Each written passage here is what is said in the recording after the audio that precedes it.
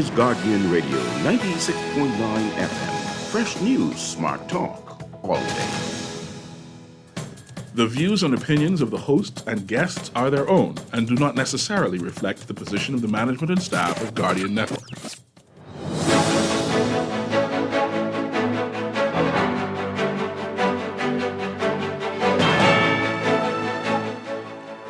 Good morning. Progressive Liberal Party PLP Chairman Fred Mitchell saying that they may have to deal with the banks and that legislative change might be necessary. And there is political support for the National Development Plan. It will be to the country's benefit.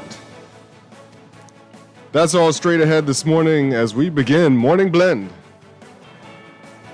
Wake up, it's a new day. Wake up, it's a new day.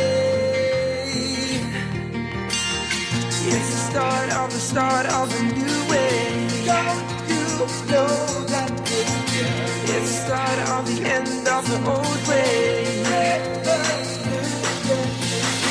Wake up. Good morning, Bahamas. It is Tuesday, August 20th, 2024. This is Morning Blend on Guardian Radio 96.9. I'm Chester Robart, still filling in for Dwight. Strachan in a moment. Duquesa Dean will be joining us. Also this morning we've got Morning Blend Business. But first it's time for the overnight, the latest breaking news from while you were sleeping and the top national and international headlines this morning.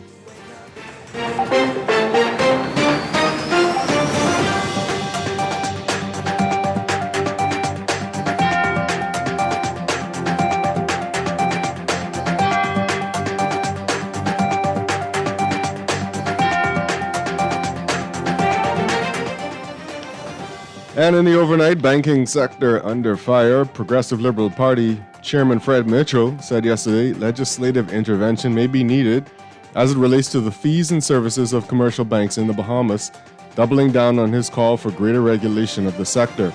He said, quote, service to the Bahamian public will not improve if the banks just don't get it. Mitchell, who is also Minister of Foreign Affairs and he is also Foreign Affairs and Member for Parliament for Fox Hill. He says, quote, they keep trying to force us to swallow digitalization when the internet doesn't work here. The services are second rate at the banks and they are charging you to keep your own money. If the central bank does not intervene more aggressively, as they have in Barbados, then perhaps the legislature will have to intervene.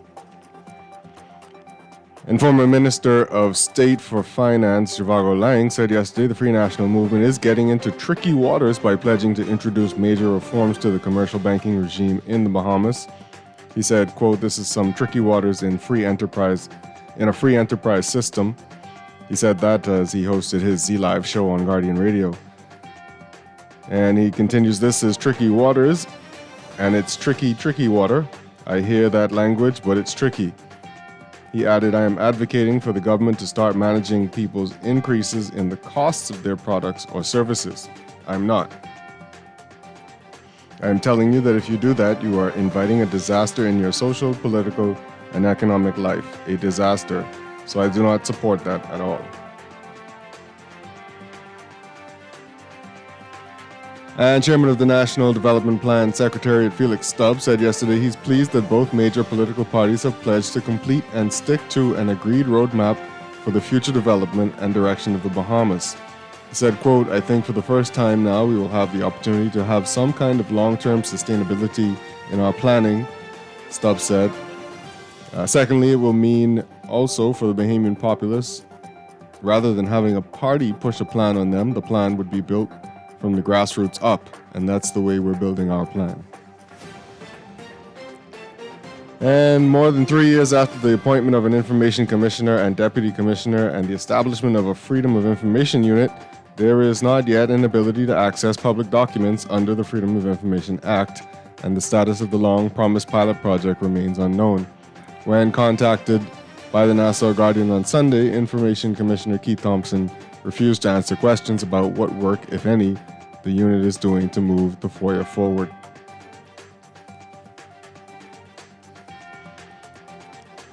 In international news,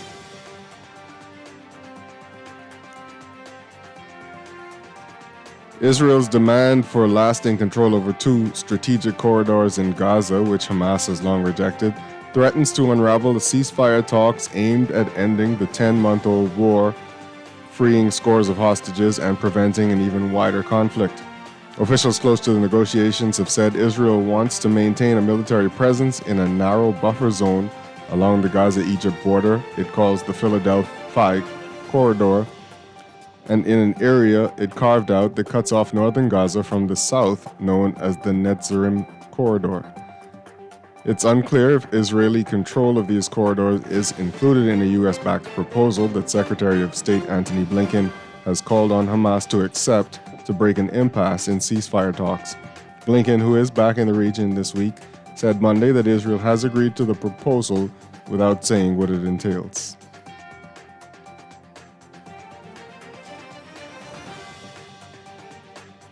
Let's take a look at sports now.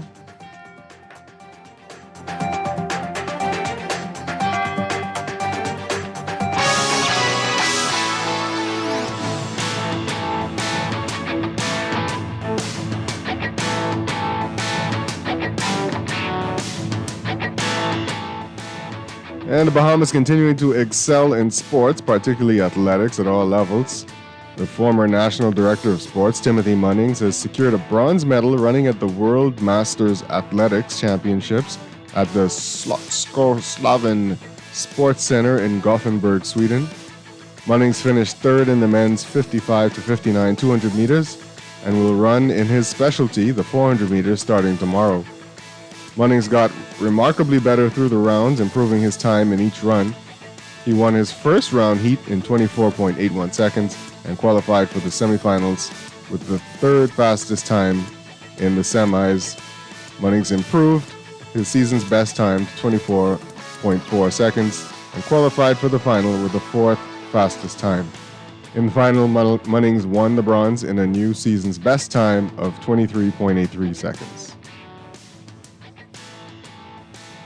And Bahamian major leaguer with the New York Yankees, Jazzrado Jazz Chisholm Jr. is finding time to remain relevant and stay engaged in the sport and with fans despite finding himself on the 10-day disabled list. The Yankees starting third baseman interacted with young baseball player Russell McGee of Henderson, Nevada, a shortstop for the Paseo Verde Little League team in the MLB Little in Williamsport, Pennsylvania on Sunday. And Jonquel J.J. Jones and the New York Liberty have obliterated the competition this year and are on a major title contender going into the trench run of the 2024 Women's National Basketball Association season. The Liberty became the first team in the league to clinch a playoff spot this season, taking down the two-time defending champions Las Vegas Aces at the Michelob Ultra Arena in Las Vegas, Nevada on Saturday. Despite another huge game from two-time league most valuable player Aja Wilson, fresh off an Olympic gold medal run with Team USA at the Paris Olympics, the Liberty won comfortably 79-67, firmly establishing themselves as the team to beat this year.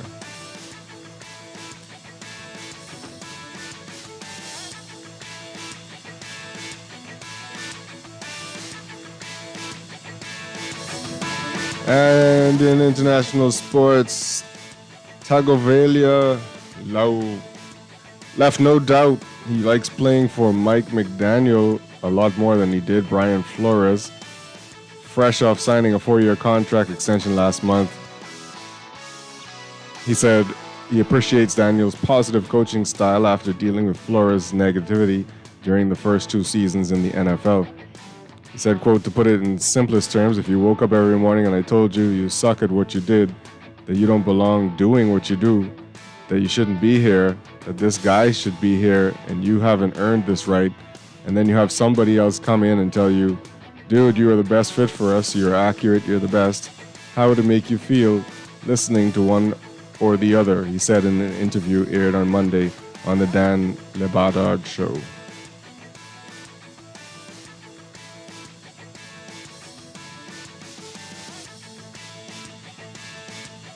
And the Atlanta Braves have sustained another major blow, announcing Monday that third baseman Austin Riley will miss at least the rest of the regular season after breaking his right hand. Riley was struck Sunday by a 97-mile-per-hour fastball from Los Angeles Angels starter Jack Kochanowicz in the first inning of Atlanta's 3-1 victory. An MRI confirmed the fracture. Riley will miss 6 to 8 weeks, which knocks him out through the regular season and likely into the playoffs should the Braves qualify. And that's the overnight and your look at sports. It's time for your first look at weather.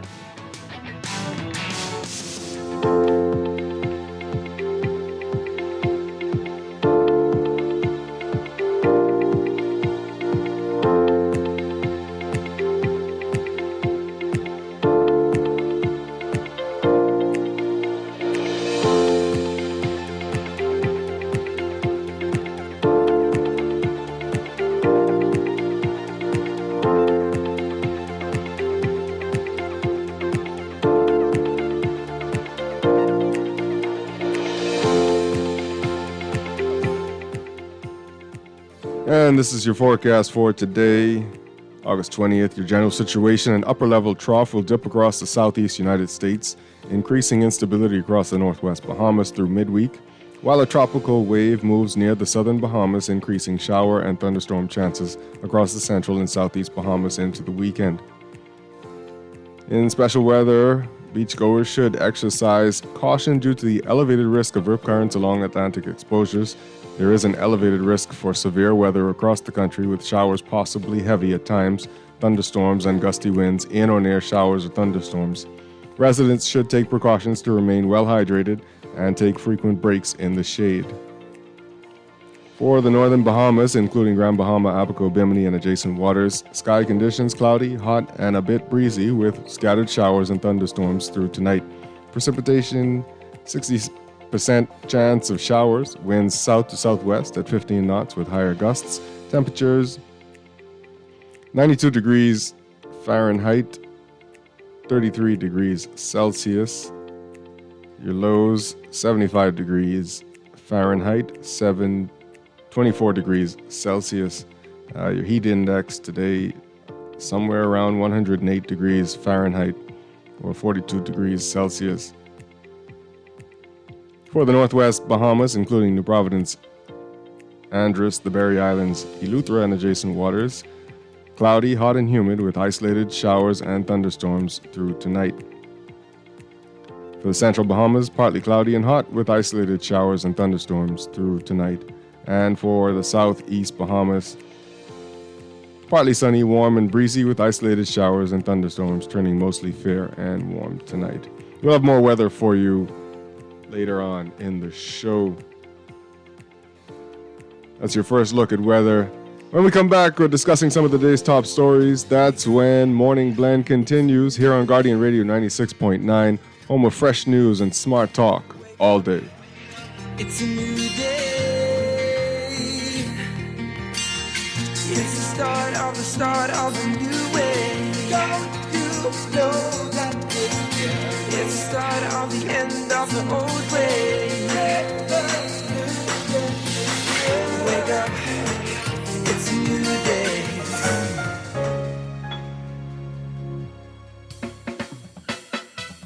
Do you have uncontrollable debt? Are you ready to make that move to Fidelity for a stress-free future? These loans have a built-in savings plan that pays you unbeatable interest. Ask about our debt consolidation loans today. Call 356-7764. Fidelity, we're good for you. For fast, reliable, and impactful printing services, look no further. Let Printmasters bring your masterpiece to life. We stand by our quality products that is second to none. Our affordable pricing and friendly, efficient staff makes Printmasters the ultimate choice for all your printing needs. We can deliver any type of printing services, from banners to booklets to business cards. You name it. Let Printmasters masters, bring your masterpiece to life. Located in the Nassau Guardian Building, telephone 302-2361. Looking to elevate your gadget game or a tech trouble simply slowing you down? Escape to a world of innovation at Custom Computers, your go-to store for the latest cutting-edge tech. Whether you need to upgrade your life with the best from Apple and Windows or your device needs a little TLC, the Custom Computers Know-How Store is the destination for unbeatable expertise and quality repairs. With 2 convenient locations, there's a Custom Computers near you on Patton Street in Palmdale and Caves Village, or call 396-1100. Now let me see now. 326 EPIC. Hello? This Epic Eckert battery. This Miss Beulah from round the corner. I hear you're selling tires now on Wolf Road too. Praise the Lord. I live Fox Hill and Fire Trail. It's too far. That ain't all. They open Monday to Friday, 7 a.m. to 7 p.m. On Sunday and holiday, 8 a.m. to 4 p.m. My brother Sam, he's a hacker, and he could go right there and get fixed up. Call us at 326 EPIC. We ship also to the Family Island. Back to school is around the corner. Move to the top of the class with this amazing Scotiabank Back to School credit card offer. You could win your share of prize money valuing $10,000 when you spend $150 or more on any Scotiabank credit card to purchase books, uniforms, technology items, or other academic items. 10 lucky customers will each win $2,000 in cash back towards their purchases. Promotion runs July 12th through September 30th, 2024. Drawing date is Friday, October 11th, 2024. Wake up, it's a new day. Wake up, it's a new day. It's the start of a new way. Don't you know that it's Welcome back to Morning Blend on Guardian Radio 96.9. We are streaming live on www.guardiantalkradio.com and the Guardian Radio app for your smart devices and on your televisions on Cable Bahamas Channel 969 or BTC Flow Channel 612. Guardian Radio is all over social media. We are on Facebook, Twitter, and Instagram. Again, I'm Chester Robards, filling in for Dwight, and joining me today, Miss Duquessadine. Always a pleasure to see you. Good morning, Chester. Good morning, Bahamas. How are you doing today? Good. Good. Yeah. Yeah. It's a pleasure to be here this morning. Like I said, always good to see you. Yeah. There it is. Good morning, everyone. Good morning. We can hear you. You can join our conversation today as well. Tweet us at MorningBlend969 or follow the hashtag MorningBlend. And be sure to like our Facebook page, facebook.com/MorningBlend969. Leave your comments and read what others are saying about topics on the show, or you can email us at morningblend@nascar.com. We always love to get some of your text messages. You can text us on the text line powered by BTC. Text us at 422-GR96. That's 422-4796. Your standard text rates do apply. You can always call us 323-6232, 325-4316, 325-4259. Or you can call us toll-free from the Family Islands, 242-300-5720. And, of course, also this morning we got weather and more weather and traffic and business news in Morning Blend Business at 9 a.m. But first, it is time to look at what's in the news.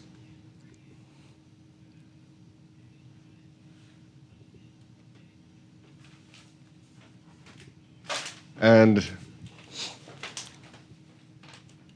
what's in the news this morning is I hope all of you have your fingers on speed dial and call us and text in, because I guess it's all about bank reform. Oh, gee. Yeah, you all love your banks around here. I know that. I know that you love your banks. Listen, I love my bank. I love my bank so too. much. I do. So I love my bank so much. I love my bank. Yeah? I do. You genuinely love your bank. I genuinely good. love my... I don't like one or two little things, but overall, I love my bank. Good. Mm-hmm. Well, so we have Fred Mitchell has been saying this since they came back into office, that he wants to see commercial banks reformed, change what they do. But one of his biggest problems, I think, has been the commercial banks, especially the Canadian banks, pull out of the Family Islands. Mm-hmm. So he wants that to change. He wants commercial banks, especially the go Canadian back. banks, to go back to the family islands to help out those people. That one I think is kind of difficult. I mean, banks are in the business of making money. Right.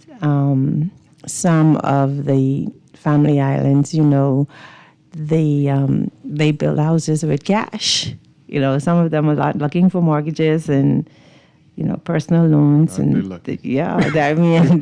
It's amazing how they pull together and work together and support each other. To build without a mortgage. Yeah. And so I guess it's a difficult situation. We may think that, banks are really there for deposit and withdrawals, but it's limited in the amount of income that could be made, which is kind of a selfish perspective, but that's just... Someone, smart person in this country mentioned that banks actually shouldn't be trying to make money off of fees, and I've been told that they kind of don't really make that much money from the fees, but that they build their money from lending money and then getting the money back on interest. More of their profits, yes. Yeah. I mean, there is a certain amount. I mean, I'm not no banking expert, but I'm sure they do make some money off of the fees. Yeah. And then, but more of the funds would definitely, more of the profit would definitely be from loans and mortgages and that sort of stuff. And then they do, and then they get a lot more money, as I was told yesterday, from their big clients, not me and you, right? From the big corporate boys, right? Because their fees are different, right? Yeah, the government banks with the commercial banks, big multi-million-dollar companies bank with commercial banks. So us little people. Boy, but I'm not discounting us because it's thousands, it's literally thousands of us. That's the problem, there's only thousands. Yeah, right? When you add up that you charging thousands of people $20 a month. But in the grand scheme. Oh boy, that little man will keep you going. But the big man. But remember, the Canadian banks are a big man. They are. Their big man is Big Canada. Right. Right? And even, you know what? I'm going to dare say that if it wasn't profitable, they wouldn't be here. You don't think so? I'm going to push it. I'm not saying it's not profitable for them, Yeah. But the bulk of it's not coming from me and you. Not for me and you, for sure. Because don't forget, we have, I don't know how chronic the problem still is, but we have a big unbanked population. Mm-hmm. Yes. Even business people. Yeah. So a lot of people don't have bank accounts. Mm-hmm. And then we don't have a great discipline with saving. So again, like I was told yesterday, you got even business people, they might put a big chunk in the bank, but by Friday, they hit their payroll and it's gone. And other expenses, absolutely. So they're not keeping money. It's flowing in and it's flowing right back out. Yeah, that's true. So they're making real money off of savings accounts and checking accounts. No, not massive amounts. Yeah. Because I think most banks, I think the lowest bank is $2.50 for a savings account, I think. And then business account, it's $15, I believe, something like that. So, and again, savings account is probably a misnomer now because you cannot save in a savings account. The fees won't allow it. Well, $2.50 a month, depending on what you're putting in it. What do you mean? Like the service fees are like the lowest one that I'm aware of is like $2.50 plus VAT. If you're trying to save, and you're like a little. I wouldn't choose that option. There are other options, definitely to save money now. Yeah, that used to be the thing. And you could use it to hold funds to accumulate while you getting ready to invest it. Yeah, right. You need some place instead of putting it under your mattress. But a lot of people are going back to that mattress based on these fees. That not necessarily the mattress, for those untoward people who maybe think, I'm going to go in someone's house and check their mattress. But I'm certain that a lot of people are finding alternative methods of, Yeah, absolutely. Yeah. So...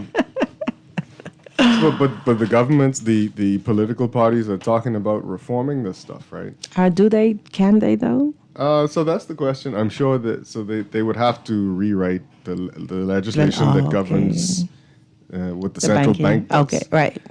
Right. But what they could do is with their bank, which we shouldn't even be saying that, right? Bank of the Bahamas, their bank. I'm sure they could. They have some kind of power to adjust what they do because they've done it before. But the other banks, no. And so that's what my story was talking about, actually. In today's business section, we have a former banker, former managing director of Bank of the Bahamas, Kendrick Brathwaite, saying that, what the first thing they should think about is separating how they legislate or how they regulate Canadian commercial banks versus local commercial banks. Because he says they don't operate the same. Their philosophies as it relates to business in the Bahamas are not the same. Different, correct. And I never thought about that. That was a very interesting thing to think about. And he's probably right. Yeah. They probably do try to cater more and help more the Bahamian populace. Yeah. The Canadian banks, they got a different way to deal with things. And they got big corporate clients. They got other things going. And, RBC has a whole investment house in Albany. Right. Where you can keep big money. Right. You know what I'm saying? Yeah. So definitely the local banks would be less stringent in terms of requirements, and they make decisions, I think, a little bit faster than commercial banks. Yeah. I mean, the Canadian commercial banks. The head office is here. Yeah. So you know the people. Yeah. They know you. Yeah. The Commonwealth Bank, I think they have commercials that keep saying we ain't gonna force you down the road of digitization. Yeah. And that's another thing Fred Mitchell keeps talking about. These banks are pushing digitization on us. And I don't feel any way about that because I guess it works for me. But I want to sympathize with people who does it right. That's how I feel too. Yeah. There are times when even the digital products don't work though. And I think that, and this is a time that I would personally like to call on those commercial banks that charge you for using in branch services when the digital digital technology is down. I feel that it's unethical. If your ATM is down and your client comes into the bank because they need to make a deposit or take a withdrawal, and you have a charge month that says, if you do an over-the-counter transaction, you get charged. That charge should automatically be waived because your digital platform is down. I think it's unethical, and there are banking institutions that actually charge you for coming in when their services are down. I actually had one tell me they have more than one ATM, so I must drive around with cash until I find a working ATM. Is that what you're saying to me, right? They tell you must go burn the money that you're trying to put in the bank. Right, in gas. No, but I'm going to agitate for my refund. Yeah. And a lot of Bahamians don't know. We need to agitate. We need to agitate. I need to agitate for my refund because my bank in its digital platform has been charging me for paper statements. Oh, no. That they never put in the mail anyway. Wow. Because I have to see somebody talking about it online. I saw it online too. Yeah, I was like, I got to go uncheck this box because I keep seeing paper statement in my statements, and I'm like, y'all don't send me nothing though. Right. Why are you charging me for it? I think that's unethical too. Absolutely unethical. Yeah, no. But no. If you stop it, then why do I have to uncheck a box? Correct. You should automatically. Right. You're not sending me a paper statement. Right. That should be automatic. But it also goes to this other point, though. And there's one thing that, honestly, I do as a hawk, I watch my account. Mm-hmm. I will log into that account every day just to make sure that there are I'm being very serious, that there are no foreign charges here that I don't understand. When the end of the month charges go through, I check every single account and I check every single charge. Yeah. Because if something's there that I don't recognize, I need an explanation or I need a reversal. Yeah. That's like a business for me. Yeah. Right? Because it's if you're not checking anything goes. That's right. They say any buck up. anything buck up, whatever. Let's read some of these text messages. You can call in 323-6232, 325-4316, 325-4259, toll free from the Family Islands. I'd love to hear from some Family Island people on today. this. 242-300-5720. Your bank treating you okay? How you feeling this morning? Good morning, Chester. I don't support PLP, but Fred Mitchell is strong. Fred Mitchell is a strong leader like Trump. He loves his country. And people may not be right all the time, but he's right in this time. Those Canadian banks are hogs, and they can't do it in their own country. Now you see why Lang isn't in our house. Okay. Ms. Dean, I can't agree with you. If they don't want to do it, give Sir Bass Flowers and Brian Wing the task in doing it. At least they Bahamians. What is it? Because we talked about so many things. Can you help me out with it? To do it. Oh, I guess he's talking about putting banks in the Family Islands. Oh, putting banks in the Family Islands. Yeah, they've taken them out. Interpret these text messages sometimes. This message says the bank's branches in the Bahamas made 10 times more money on fees than they did in Jamaica, whose population is multiple of the Bahamas. Yeah. This person says you hear the all of a sudden political will from both sides in addressing these banks, and it is bothersome as if they are not aware of this problem for some time. From no interest on savings, high deductions for withdrawing your own money, and to bank fees, it's been happening forever. Why should we believe them now? You got to jump on something. We definitely need to. But again, Fred Mitchell's been talking about this since they came back into power. Yeah. He's been talking about these banks.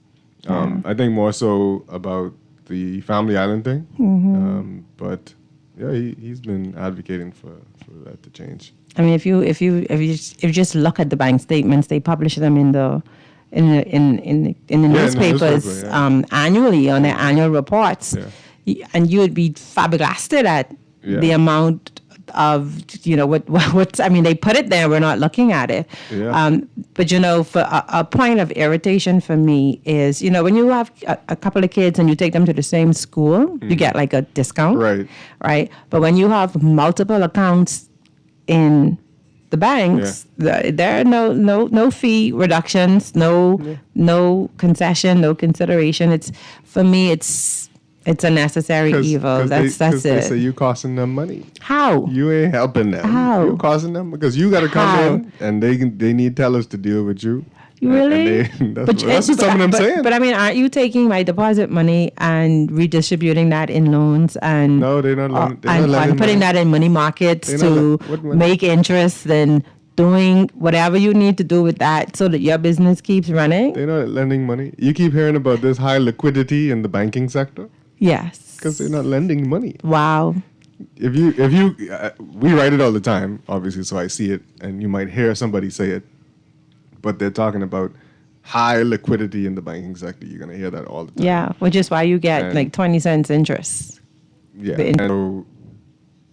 And so you're gonna hear about or if you read a central bank report, you see them say that the banks continue to keep their lending stance kind of low. So because they're not really lending like they used to. Not like they used to. And that's partly our fault. A lower tolerance for risk too. Right. Yeah. And that is what the problem is, right? Yeah. They don't want mortgage defaults like they had been getting that were huge. Yeah. So understandable. Yeah. Let's take some of these calls coming in. Yes. Good morning, caller. Welcome to Morning Blend. Yes, good morning to Chester, and I think Ms. Dean. Yes, good morning. Good morning. Yes, how are you doing, Alan Johnston? Just let me first, Ms. Dean, let me just first address something you said, the savings account. I found when talking to individuals who have complained about the banks that when you consider that, in spite of what the advocacy for checks to remain, the majority of people use digital transactions, so the need for a checking account is not as pronounced as one thing. So having a savings account literally eliminates those transactions. So you have this $250 a month savings fee, $5 for business. and doing digital transactions actually, literally speaking, there's just other than the taxes that you would normally pay. So you save yourself significantly by going to a savings account with a debit card. Agree. Okay. Now, on this concept of regulation banking, the problem is that twofold. First, I'm going to address what Mr. Mitchell said. Mr. Mitchell is a libertarian. I am not like lean as far as he does, but I'm a libertarian also. I just believe in two different things. And for a libertarian thing, he believes in freedom. No one is bound by anything. But I do believe, I'm a libertarian, but I believe in technology. And I believe technology can give the protection that liberalists like myself gives us, such as data protection and confidentiality and data sovereignty and these things. These are things that doesn't exist in the Bahamas. And in fact, the Bahamas, as far as I'm aware, is the only jurisdiction that can give constitutional privacy and constitutional sovereignty to data, if only we would enact the laws in that respect. Which then brings me to the other aspect of this, where he says that technology, well, when we got rid of our BTC, or 51% of BTC, I was one of those that opposed it, but for different reasons. And a lot of people talk about this, patrimony and everything else of that sort. But I saw the need for BTC to be rethink and move into the 21st century. And so, I even though myself and Kirk Farquharson were the two individuals that originated the protest against the sale of BTC before most people knew what it was, we were arguing for two different points. But then when others joined in, we got lost in the noise. But essentially, we talked about the need for digitally, infrastructurally upgrading the Bahamas to a 21st century system. I hear about fiber to the homes and everything, but we're talking about something much more significant if we are to remain competitive in the global marketplace. And that is what I still believe, that the 49% of what we own in BTC and Alive and in Cable Bahamas can be used if it would not go into the central depository to upgrade the grid, the system, the infrastructure that Mr. Fred Mitchell talks about that is lacking even throughout the island. It then gives you not only the ability to have banking, but it gives you the ability to actually have commerce, education, science, medical, these things. It's a conversation to be had. But now let's go back to the full aspect of this so-called banking. Again, this is about 21st century thing, ideology. If you enact real fintech laws, these will correct itself. If I have the ability to have a license that I would like, I can actually compete with the banks even with mortgages and with business loans. Now, there's no threat to the so-called take money, so expiration of cash, of currency out, because you're talking about bringing money in, and proportionally the central bank can still control it. But what fintech will also do, it will give even these existing wallets more autonomy and more openness, because if you have a grid system, infrastructure system on these outer islands, it'll be seamless, ubiquitous to its existence. And so we are small enough demographic that these are not rocket science. This is not these things I'm talking about. It's not. I'm talking about coming. These are things that people have been using already for 25 years. Yeah. Okay, this is not like Seattle and some genius or something. No, this has been used for 25 years before I even came home. Yeah. And so what we just have to do is we just have to have a conversation where we are and where we want to be. But this whole thing about regulating banks, so I agree with both of them. Let's regulate fintech in the purest sense that incorporates banks and everything else. Yeah. And then I agree with Lang. And let the market decide, because then you have something called innovation. And with innovation, it allows things to move and accelerate, because the banks in the Bahamas are doing the same old thing that they've been doing for 30, 40, 50 years. And because they have no innovative challenges, they will continue to do it until somebody says to them, you want to see how liquid you guys are going to be? You're going to have plenty of cash, because we're going to be offering better rates, better services, better everything.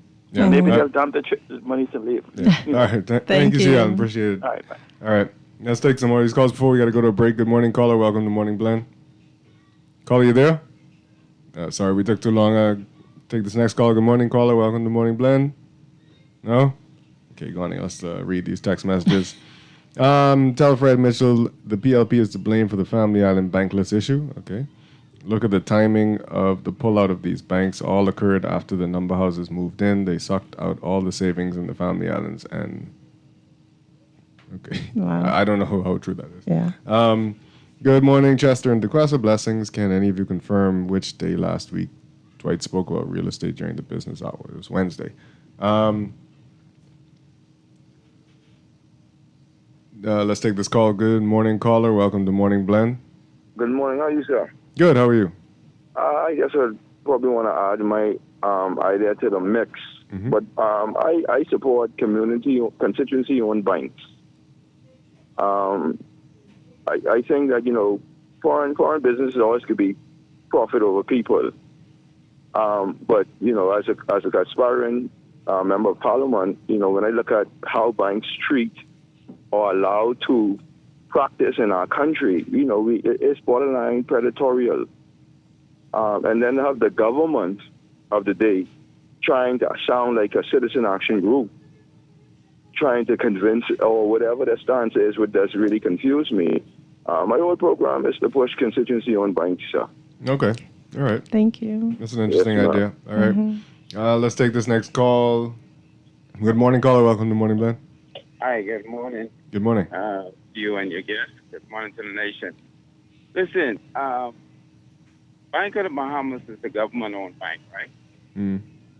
Okay, so shouldn't the government do a better interest on their banking, and shouldn't the government do better loan interest and stuff for the citizens? And wouldn't it put pressure on the other banks if the government, because if the government is giving a higher interest on persons' monies, and everybody would be leaving other banks to come to them, wouldn't they? I mean, so I think the government should they should start this trend by giving better interest on persons' monies in the banking.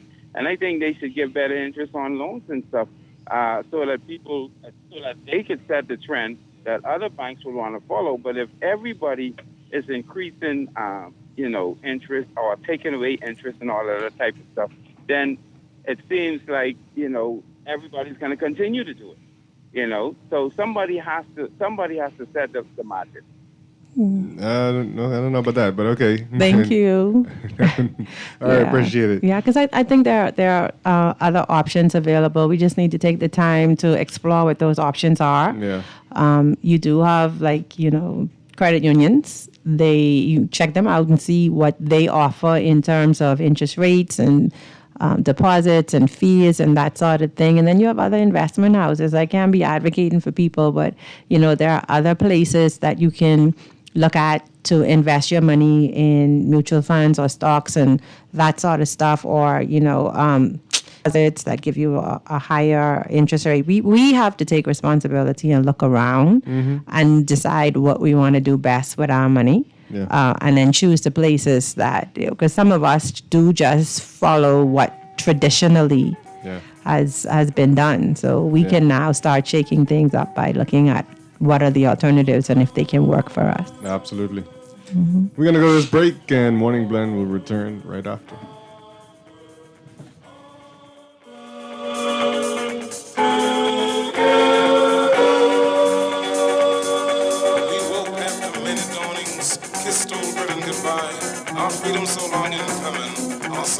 This is Guardian Radio 96.9 FM, Nassau, Bahamas. RBC.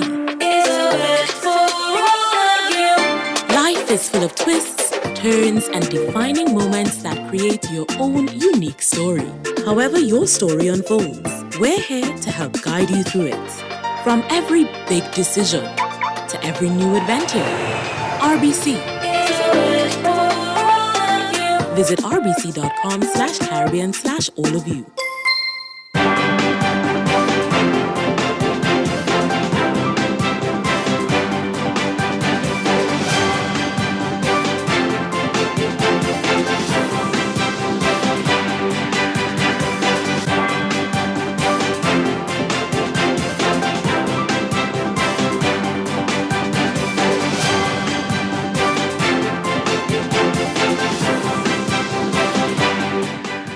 It's time for your Morning Blend Traffic Alert brought to you by RBC, a bank for all of you. Traffic on Gladstone Road is getting long this morning. We're over the hill and headed toward the service station, but it's flowing and not too bad this morning.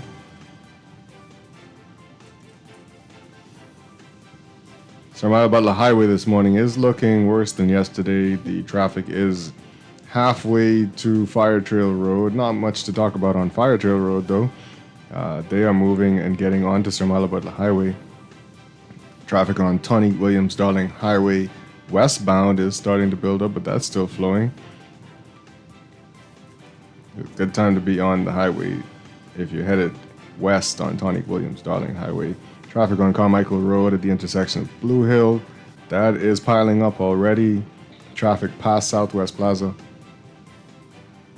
And traffic building at the intersection of Tawny Williams Darling Highway and Blue Hill Road at the roundabout there. Traffic is up and over the hill.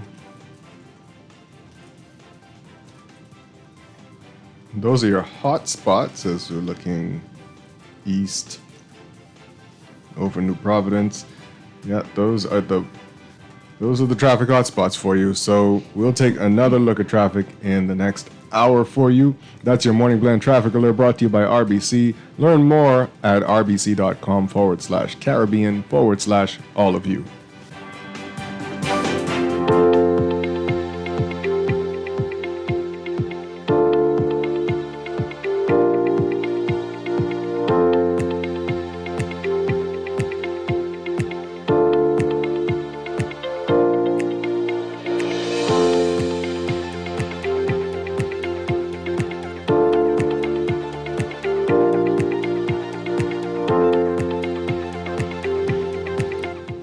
And at 7:49, it's time for your Morning Blend weather check brought to you by Easy Car Sales. Your general situation and upper level trough will dip across the southeast United States, increasing instability across the northwest Bahamas through midweek.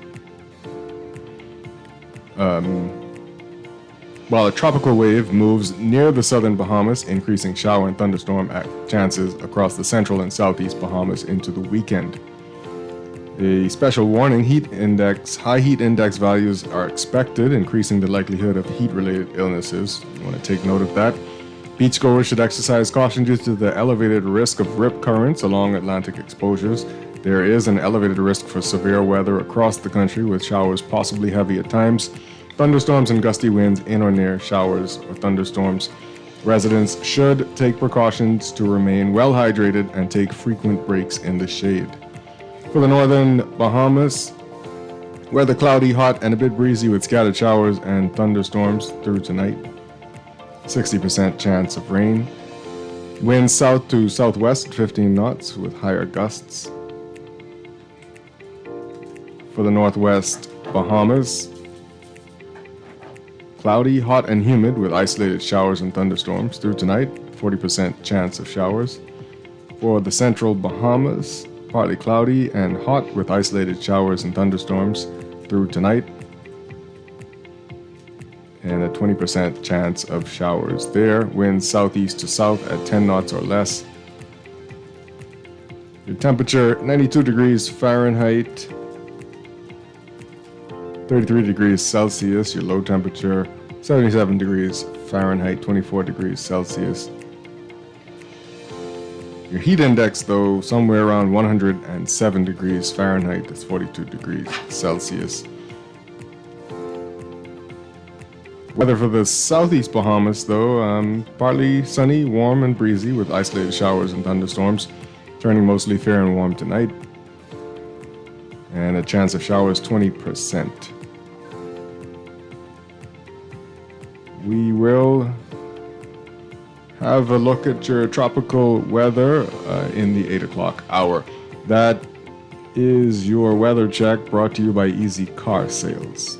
We'll be back with more Morning Blend after these messages here on Guardian Radio 96.9.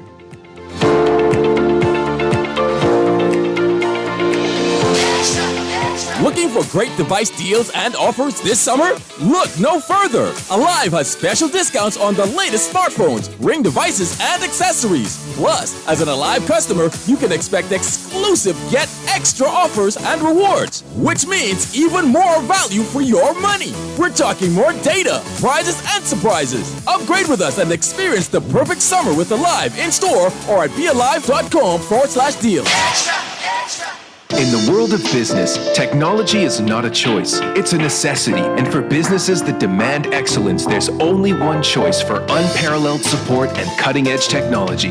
Custom Computers. You have challenges and we have solutions. Computing, networking, storage, and printing for enterprises large and small, aligned with premium brands like HP, Microsoft, Konica Minolta, and more. Get tech done the right way with Custom Computers. Call the know-how team at 396-1101. Screws and Fasteners World, Balfour Avenue and Palm Beach Street, has those hard-to-find fasteners for you right now. You can find stainless steel regular hex, carriage bolts, galvanized bolts, threaded rods, nails, self-tap screws, sex bolts, anchor bolts, turnbuckles, masonry tools, hand tools, and weed whacker strings. Check out the rope selection and car body fasteners, too. Special orders at store. Screws and Fasteners World, Balfour Avenue and Palm Beach Streets. Call 326-1976. Maybe it's time to explore your options. There's no harm in reviewing your mortgage arrangement and considering a better deal. CIBC Caribbean can help you narrow your search and decide. Switch your mortgage to CIBC Caribbean and enjoy a special interest rate and help towards your switching cost. Visit CIBCFCIB.com/inspired home for more information. Conditions apply.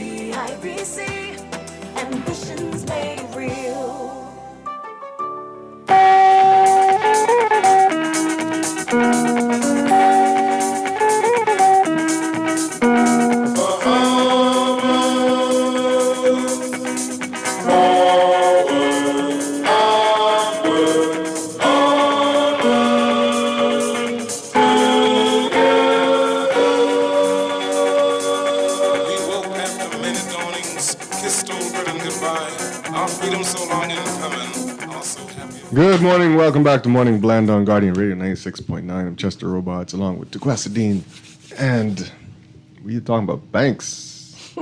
And let's read some of these text messages before we got to go to the 8 o'clock news. And this person's telling me that the phrase is all buck up goes. Okay. Oh, okay. I'll have to remember that. This person says, tell the F&M, let's see the plan for campaign finance reform, so everyone can see how both parties are heavily invested in the policies that they are in place, because they benefit their party donors. The PLP as relevant as minutes after 2017 at this point. If you ain't do it by now, get lost with the sad shoulda, woulda, coulda stories. No significant changes will be made for Bahamians. Only dreams and promises. Next time for the poor. Part 2. Ah, boy. Sad. Ah, boy. Person says, to continue with a point that C. Allen made, we are also the only jurisdiction in the world that allows private citizens to control gaming and putting hundreds of millions of dollars from it in the hands of private citizens while sports and education suffer. Ooh, child. No, don't finish it, because I think it can get better. This person says, Lang spoke on Thursday, and it can be found on GTR sites, YouTube, and Spotify. Thanks. What was that in reference to? I don't know. Lang shared something about banking? I know. Yeah. This person says, that's stealing, Mr. Robards. If you did that to them, you would be in jail, in reference to your statement claims. Central bank and our government need to do something with them. Yes. But see, you know, if it's one of those things that you take them to court and you're like, this person been taking money from me, claiming that they give me this thing and they don't give me this thing. But then they're going to say, oh, but you were supposed to uncheck these boxes to say you didn't want to receive it. Right, it's somewhere in their terms and agreements, 50-page document. But it says, if you don't want to receive it, but I don't receive it. Right. So it was unchecked, and I still don't get paper statements. Do they send out papers? No, I don't think. I think they stopped it. That's my point. That's what I'm saying. Like, why are you charging me for something that you stopped? Anyway, they're right. It's Tiefin. This person says confidentiality. That's a question mark after that. Many Bahamians are not aware that in June 2024 or thereabouts, they accepted an updated agreement on the electronic banking platform of the main Canadian bank to allow the bank to share their data with anybody for any reason and to have that data linked to data from the bank's vendors, meaning your food store purchases in detail, your underwear purchases at the department store, purchases at the bookstore, etc., can be given to anybody without your knowledge. There is no language restricting who data can be shared with and for what reason. Simply unethical, and that's just the tip of the iceberg in the agreement. The level of scrutiny is understandable if you are suspected shady dealings, and as with a search warrant, a request goes before the judge to be justified and approved. But not a thing like it. This bank could literally give you information to someone who is politically vindictive, and there would be no legal recourse because you checked, I agree, to the updated policy on the digital platform in June 2024. Unethical. Really? I gotta go check that out. Yeah. But let's just be real now. Oh, right, that's what I was just gonna say. Those terms and agreements, they be some lengthy documents with legal jargon that you probably don't even understand. You could skip a line and not even know it. Correct. All right. So. Wow. Yeah, I got to read that. Yeah. We got to go to the news, and Morning Blend will return on the other side.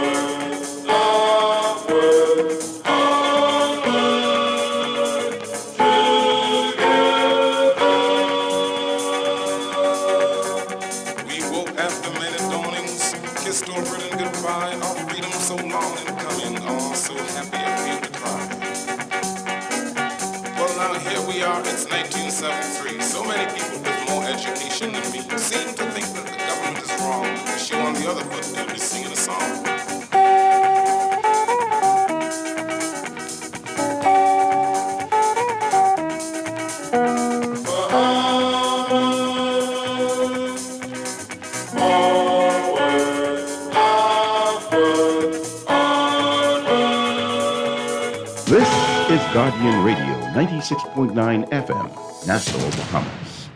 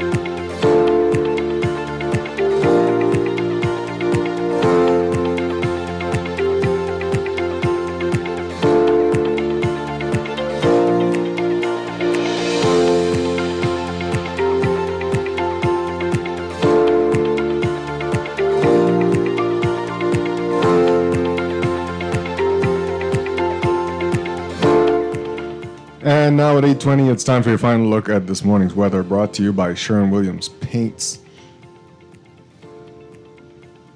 Your general situation, an upper-level trough will dip across the southeast United States, increasing instability across the northwest Bahamas through midweek, while a tropical wave moves near the southern Bahamas, increasing shower and thunderstorm chances across the central and southeast Bahamas into the weekend. A special warning that's in effect: high heat index values are expected, increasing the likelihood of heat-related illnesses.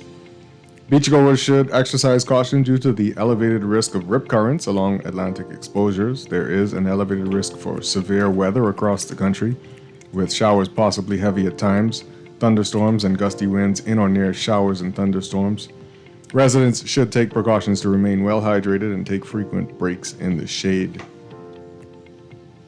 For the northern Bahamas, which includes Grand Bahama, Abaco, Bimini, and its adjacent waters, weather cloudy, hot, and a bit breezy with scattered showers and thunderstorms through tonight. 60% chance of showers. Winds south to southwest at 15 knots with higher gusts.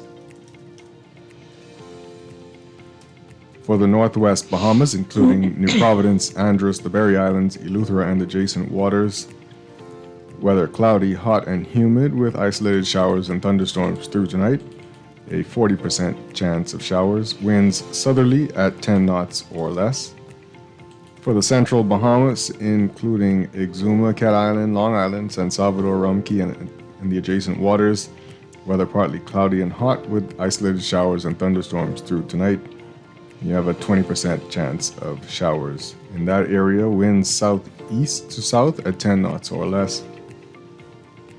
And for the southeast Bahamas, including Inagua, Acklands, Crooked Island, Mayaguana, Ragged Island, and the adjacent waters, weather partly sunny, warm, and breezy with isolated showers and thunderstorms, turning mostly fair and warm tonight.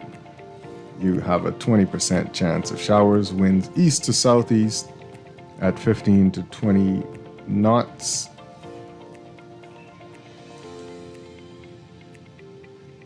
And your high temperature today, between 92 and 94 degrees Fahrenheit. It's around 34 degrees Celsius. Your low will be between 75 and 79 degrees Fahrenheit. 26 degrees Celsius, thereabouts. And your heat index, though, between 108 degrees Fahrenheit and 116 degrees Fahrenheit. That's about 47 degrees Celsius. Weather outlook. Hurricane Ernesto, located near Newfoundland. Elsewhere, the tropics remain quiet and tropical cyclone formation is not expected through the next 7 days. And that's your weather check, brought to you by Sherwin-Williams Paints. Sherwin-Williams Paints has got you covered for all your painting and equipment needs. Visit Sherwin-Williams Paints online or in store today.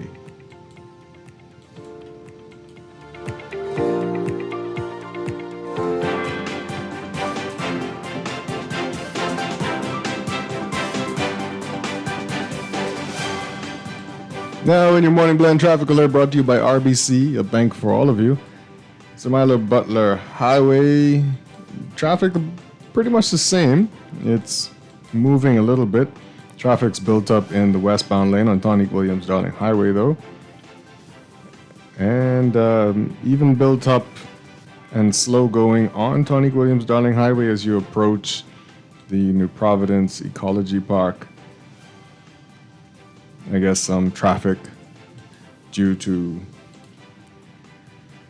road traffic there as well. On Glasson Road, traffic not so bad. It's just over the hill and just the traffic you would expect for the morning at the hill. So not too much built up behind that area. Yeah, other areas looking pretty good. Traffic by the intersection of Carmichael Road and Blue Hill Road, it's backed up by the plaza, but nothing too crazy to talk about. Traffic on Blue Hill Road at the roundabout with Independence Drive. It's backed up over the hill, but seems to be moving. You have a pretty good commute this morning. That's your morning blend traffic alert, brought to you by RBC. Learn more at rbc.com/Caribbean/all of you.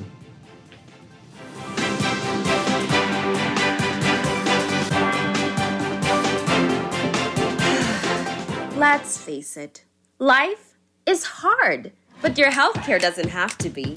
Give yourself peace of mind with LAMP plans at Doctors Hospital. Sign up today and enjoy the low-cost advantage. Get up to $5,000 in credit limit for non-covered services and 2 free nutritional consultations. Choose your plan today by visiting doctorshosp.com/lamp. We make healthcare easy.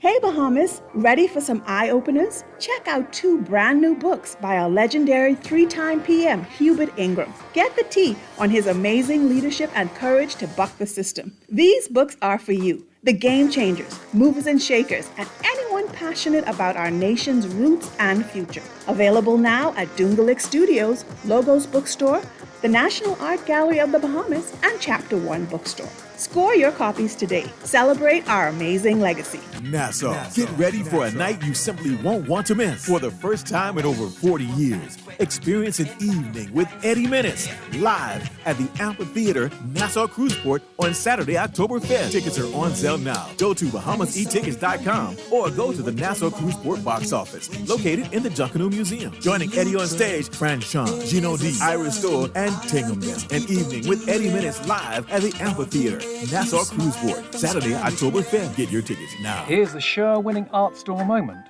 from Shelley and Dee Dee.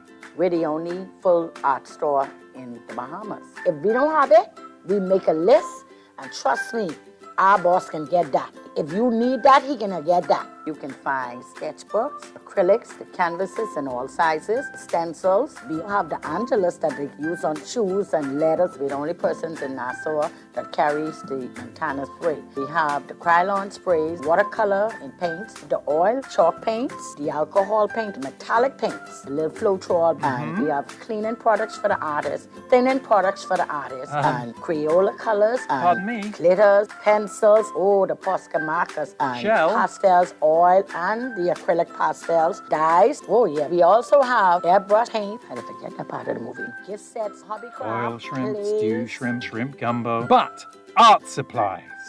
We have a lot of them. Sherwin-Williams Art Store. Find colour in every day. At Wendy's, we are different. We don't just use beef. It's fresh, never frozen. Our burgers are square because we never cut corners. Served hot off the grill with fresh lettuce, tomatoes, onions, beef. We believe in fast food done right. Always serving fresh, never frozen beef. Order a hot, juicy Dave single, double, or triple. Made with fresh, never frozen beef. Now only at Wendy's. Different inside and out. Tired of banks forcing you to use technology to bank the way they want you to? Your convenience is important. So no matter what your banking needs, Commonwealth Bank's friendly staff are always available in branch for that personal one-on-one service. But when you choose technology, our online and mobile banking app offers you state-of-the-art functionality.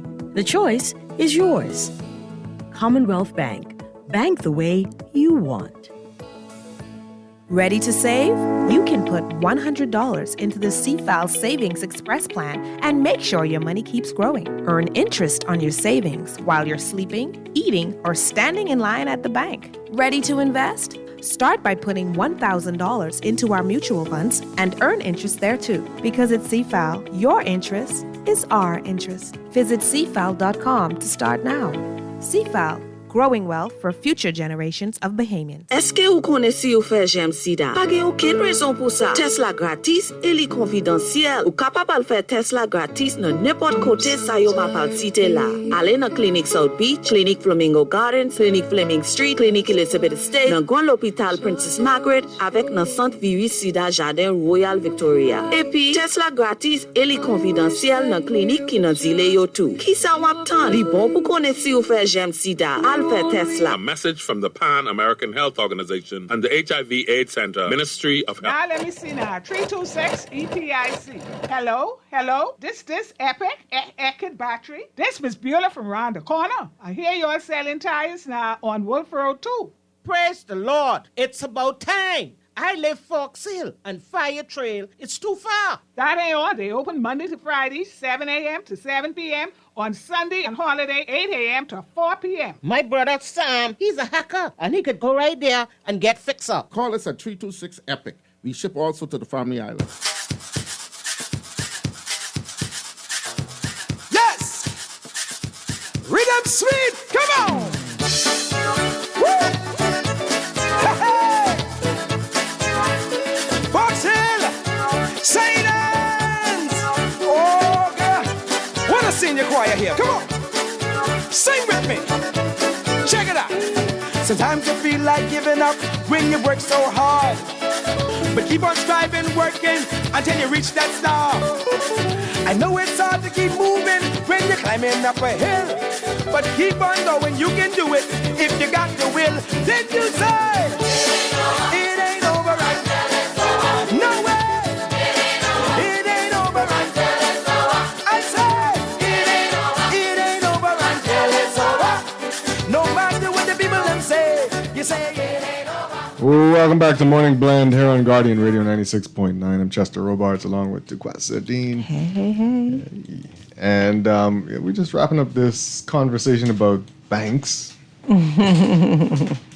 Something.com. Just kidding. Yeah. That's him? Yeah. I don't think so. I don't think so. You know, I was listening to Lang as he, we were playing the clip about, what his thoughts were regarding this supposed attack on banks and making it political. Yeah. And while there may be, maybe that may be the case, who knows, right? Yeah. But still, it doesn't minimize the fact that it's a real issue, right? It's a real issue, one that some attention should be paid to, and there has to be at some point a cap. There has to be at some point a cap. Yeah. And then, fees should match service at the end of the day. Because if you charging me to provide me with a service, but then you pushing me to your digital services, and when I need your in-person services, one, I gotta pay, and then two, it takes 30 minutes to move from the back of the line to 3/4 of the line. That's ridiculous. It doesn't add up. So it just feels like you're being raked over the coals any which way. So it's a real issue. Yeah, absolutely. Yeah. And I don't find that certain topics we say it all the time. We're like, oh, you're making it political, but not really. I mean, it is gonna have to be the legislative branch that changes it. Right. So they need to talk about it. Right. And they need to tell us what they hope to do. And they need to not make it political. Right. Right. Yeah. So they make it political by tossing. Oh, right. You did this. And right. This was like this when you did this. That's right. how they make it political. Right. I don't see that really happening right now. Right. They both kind of like something need to change. Right. And something needs to change. And so something. Yeah. And they're gonna try to change it. Now who got the best ideas to change it? They're going to try and use that as a campaign. Correct. Not ploy, but plot, I guess. But I hope that we're at the place in our lives now where we're done with listening to what people say and are more focused on what people do, because actions prove everything. Yeah, absolutely. Right. So we need to look at what people do versus what they're promising. Yeah. Do something before you get it. So Zhivago Lang says, and this is the newspaper's writing from, Rachel Scott is writing from what Zhivago Lang said on his show on this station, and he's calling this bank regulation that the political parties are talking about tricky waters. Right. Because again, he's mentioning this free enterprise system we have. So you're telling businesses how to run their business, and those are tricky waters. Fine, yeah, but in I think in certain instances, in some cases, you're talking about consumer protection as well. Correct. So I understand what he's saying. Yeah. It's not one-sided. Yeah. Yeah. Yeah. We got a call coming in. Yeah, let's take this call. Good morning, caller. Welcome to Morning Blend. Hey, good morning, Chester. Good morning. And good morning, Duquesa. Yes. Yes, guys. Good topic again. Right. I personally don't agree with. I don't agree with no politician. Right. That's just my opinion. Right. You start inside in positions of change. Right. Like all of our politicians do. Right. That's a position of change. But what we keep getting from those positions of change, status quo. We keep getting the same thing, right? The Bahamas needs to grow, right? We need a consumer protection. I mean, why isn't our leaders interested in protecting us, the people who have to pay all of the bills in this country, right? We don't have a Freedom of Information Act. We don't have a Consumer Protection Act. We don't have an embezzlement. There's no protection for us. We are just literal slaves, right? Just in this country, right? Just doing whatever to lead us them off the day, push us to do. I mean, we have the international airport, right? I bank at the Bank of Bahamas also. I went there Russian one time to go, to say if I catching a flight, and when I reached there, no ATM, no nothing for the Bahamas. I mean, it's so strange. You in the Bahamas, but it's like every day, it's becoming harder to see things that identify us as a people. Yes, these international banks, these people are representing their country, and they are doing well in their country. But when we as a people can start looking at us and how better we could do as a people, rather than just encouraging these foreign entities to come and rape us, man. I believe we really need to move forward in this country and change this country, because the Family Islands in particular, right? It's ridiculous the way these people just have to be, still living today, man. They live in worse than when my grandparents were kids, man. You guys have a nice day. All right, thank you. Appreciate that. Yeah, thanks. And you did bring up Freedom of Information Act, and there's a story we have in the Nassau Guardian today about that. We're going to get to that as well. Let's take this next call coming in. Good morning, caller. Welcome to Morning Blend. Good morning, guys. How are you all this morning? Good. How you Good. doing? How are you? I'm fine, thanks. I think the Bahamas need to now move away from those Canadian banks gradually, right? And get more interest from the American banks, because guess what? To me personally, it's more benefit for the Bahamian people. The interest rate is much lower. And the Canadian banks, all of them, they don't charge those exorbitant fees in Canada, but they're here in the Bahamas charging us all kind of exorbitant fees and going up on the fees. Let's move away from that, go to Bank of America, go to Wachovia and those places. Let them come in here in the Bahamas, so the Bahamian people will benefit more from them. Because guess what? If we go to the United States right now, most places require a credit card or a debit card. If you have a U.S. credit or debit card, it makes it more easier for you to do your business in America, okay?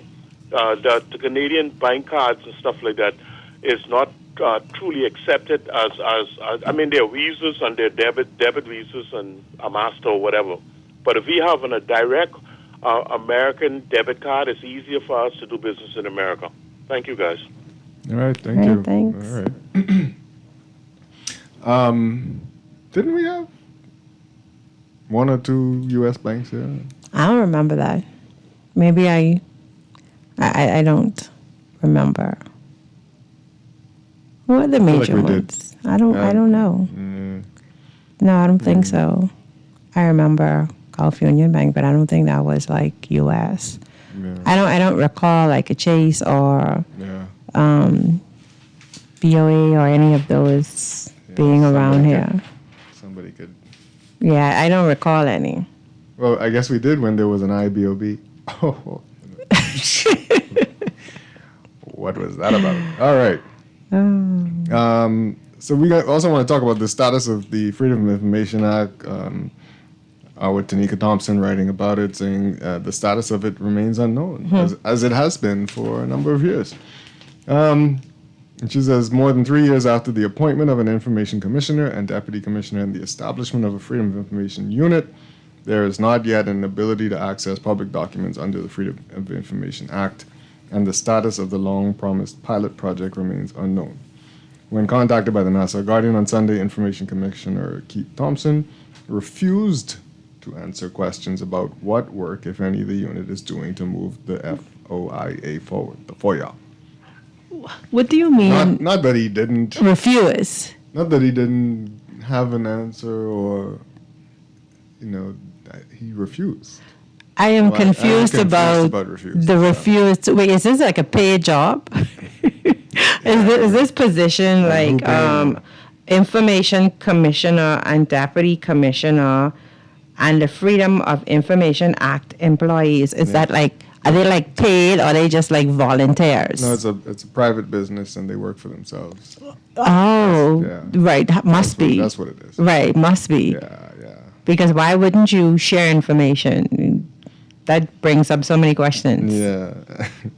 It goes on to say he also would not answer if he had been in office the past few months and instead repeatedly directed this newspaper to contact his deputy. Oh, wow. He? Wow. Well, he's the leader, but you must go talk to his deputy. Okay. And we haven't heard about any changes, clearly, so... Right.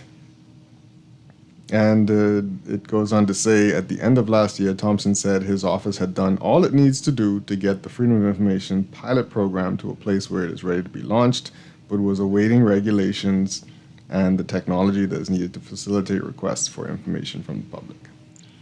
Again, like somebody said, I think it was C. Allen who said, there's technology that's being used and has been used for years and years and years, right?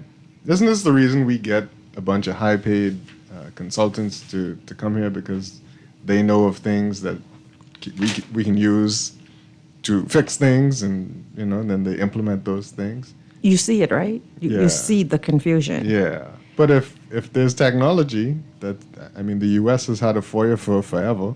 So it works for them, and they got. Who's providing the technology? Regulations and such? This is why sharing information and saying, in response to the reporter's questions could be, concise information that's clear. So the Freedom of Information Act, the commission is just as secretive. Yeah. Oh, yeah. Okay. Okay. But if he's refusing to answer questions and saying talk to the deputy, then does he no longer have a role? Right. What does a deputy know that he doesn't? It's confusing. And if he no longer has a role, then why not say that? I don't. This is okay. This is what eats Bahamians up inside. Okay. About what we have to go through. Let's take these calls. Okay. Good morning, caller. Welcome to Morning Blend. Good morning to both of you. You're doing a wonderful job. Thank you. Appreciate you. And your signal strength is very strong this morning. Oh, is it? I wonder why that's so. Full moon. Didn't the government, they always campaign on the freedom of information, but then when they get in, they tell you point blank, it's not our priority. You see, we just want you to get us in. Like some people tell you, some people are honest with you. They say, look, I just need your vote. I don't care about you. I just need your vote. And I'm sure you heard that before. But, if I may say something about this banking system, you see, what we have in this small little country is we have banks that give politicians gifts, birthdays, anniversaries, when it's time for election, they contribute to the campaigning. So you think they do that for free? They do that so that when they stick it to us, the politicians have to keep their mouth shut.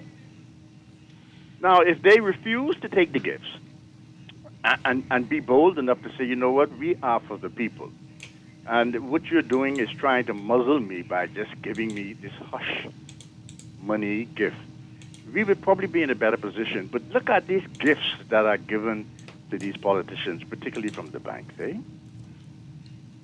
Okay, thank you. Yeah, I don't know about any gifts, but all right. So I'm just being told that Mr. Thompson may not be in a position to share information because he was actually sent home by the government with pay. So maybe he doesn't have the information. He was sent home. So, if that's the case, well, somebody should say that. This is what I'm being told. So I don't know if anyone out there can verify this. But, that would be a reason for him to then be silent if you've been sent home. And, So not only is the Freedom of Information Act not a priority, now it's turned into a mystery. Right. We need Scooby-Doo and the crew to come and help us. Yeah, we need some support. So what's happening, guys? Yeah. Okay, let's take this next call. Good morning, caller. Welcome to Morning Blend. Yes, good morning. I'm Chester, and good morning. Duquesa. I just thought of it. But, I honestly think that Mr. Thompson, he's just frustrated, because, he's being asked the same questions over and over again. And he has repeatedly said the government it needs to be capitalized. The funding needs to be in place. So we need to speak to the government. It is in their hands. They have the power. Do you think if this PLP administration wanted us to have the Freedom of Information Act implemented, it would not have been? No, you're right. Yeah. They have the power Any to government. whatever. They could find $70 million for consultants. They could find tens of millions of dollars for travel. But you can't find money to... Correct. You can't find money to the Mr. Cooper, who's in... Cooper or Lord, what's the pastor's name? Who's in charge of the thingam that the MPs... Oh, declarations? Yeah. He said they need equipment. They are operating on manual things. Okay? So if these things were priority for this government, they would have found the money in order to do it. Yeah. We've been talking about the National Development Plan. We put so much money into it, into starting it. And now I hear that the IDB and them mix up in it. Just in the IDB business, the National Development Plan is for the Commonwealth of the Bahamas. Okay? And like Mr. Felix said, unless and until the plans come from the bottom up, from the people, let the people of the Commonwealth of the Bahamas, we should have a say in what we want in our National Development Plan, how we want to see our country develop, not the IDB and whatnot. Yeah. Anyhow. Thank you. Thank you so much. I mean, the National Development Plan did come from a grassroots group of individuals who did a lot of work to put it together. Yeah. But I think what the IDB did was give us a little lick in our back because we weren't doing anything. Right. I mean, again, like I said yesterday, why did the IDB have to put a seminar together to tell us, hey, get this thing restarted? Right? Finish this National Development Plan and put it into action. That shouldn't have been them. There should have been a Bahamian group. Correct. Saying, why is this still on the shelf? But I mean, are we going to listen to us? I mean, I'm so sorry to say that, right? I'm really, really sorry to say that, right? I'm really, really, really, really sorry to say that. No. But who's the strong arming that they will respond to? Yeah, you're right. You're right. That's the sad reality of who we are and where we are today. Let's take this next call. Good morning, caller. Welcome to Morning Blend. Good morning, Jasper. How you doing? And good morning to Quessa. Good morning. Everybody okay? We got up here cold, but we're fine. Yeah. See, when persons like the GNN come to the news and we speak truth to power, see, you got to know where you come from in order to have an idea where you go in. For 51 years now, every day on the talk shows, all day, all night, we need to do this. You got to know where you come from. In the 1800s, and I can say this again, and of course you have some persons could call back and say you're talking nonsense. That's because they ill-informed. From the 1800s, shortly after the abolition of slavery, the Canadians told the British we would like to purchase those colonies. The English told the Canadians, boy, I can't do that. Say, because we just free them people. How it going to look me selling you the colonies? So the British said, I'll get back to you. The British called the Canadians back and say, okay, we can't sell you the colonies the way you want, but you put your banks there. See, I want anybody with half a brain to follow what the GNN is saying. You put your banks there, and you'll be able to control them financially. Which banks are on the ground here? Come on, DeQuesta, come on, Chester. Which banks are predominantly on the ground in the Bahamas? We following you, boo. What's the GNN? The Canadian banks. Montreal, this bank, Bank of Canada, Royal Bank. Royal Bank is the primary bank that the government deals with. All of the government transactions and monies go through the Royal Bank. Financially, the Royal Bank of Canada owns this country financially. Ian Strachan always says it, but a lot of people don't follow it. Why we can't get no better is because when Finland was a young upstart in his political career, he went to Africa and Mugabe taught him the divide and conquer technique. He didn't bring it to the Bahamas right away, but he taught it to Ingram and Christie. That is the reason why Ingram gone to the FNM and Christie went to the PLP. So Bahamians, we need to read, we need to study, we need to listen. We ain't gonna get no better until, like the previous caller said to me, always say, we need to change the status quo because they take in the Bahamas and Bahamian electorate for a game. Thanks for taking my Hey, what's the GNN? The GNN is the Ghetto News Network. Oh, okay. All right, got you. All right. If you want to find out what's happening in Chester and DeQuesta, you come on the ground. Yeah.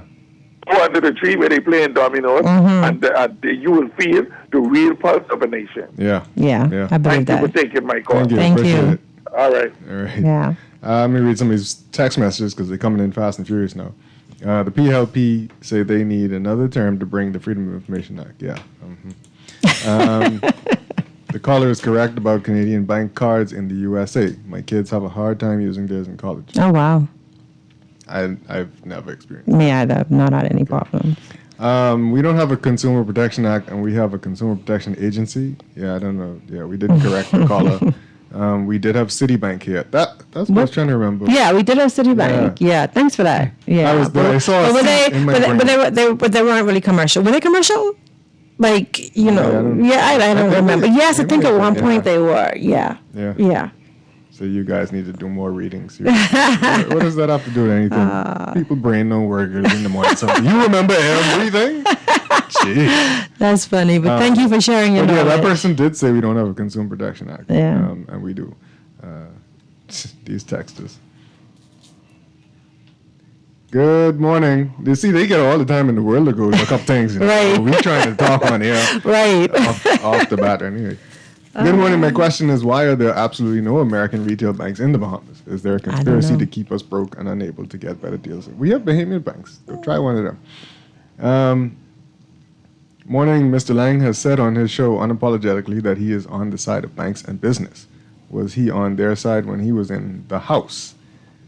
That is like a union leader being on the side of the hotels. How does that work, guys? Yet Lang has a leadership program. What is he teaching those kids? Okay.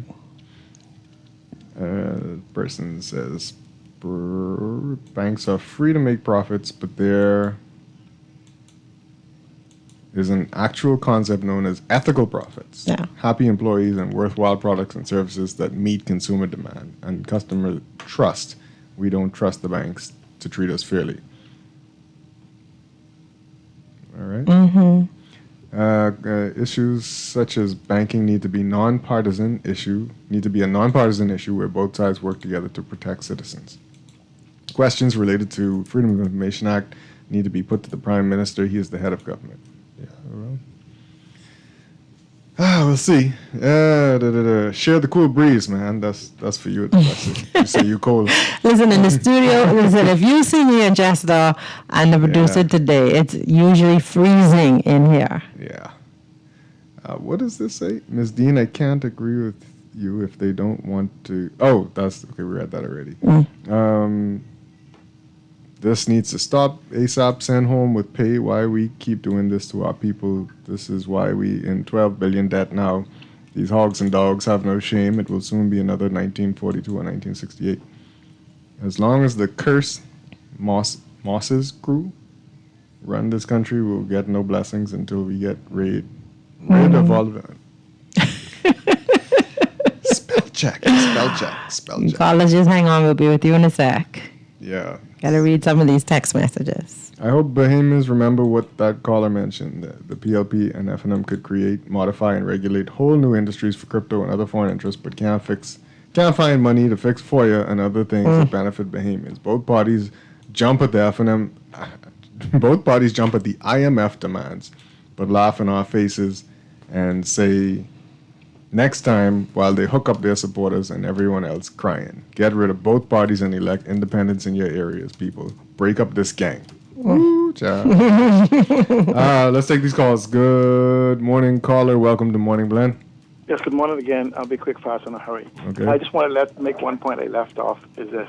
There's a bank in the Bahamas that's on every single island, and it's owned by the government of the Bahamas, and it pays the highest interest in the Bahamas. The bank is called the Post Office. Post Office, yeah. Mm-hmm. All you have to do is digitize the Post Office and put protection, maybe even move it to the police station. Or just do something, but it's supposed the bank instead just digitize it. I want you to think of one thing, though.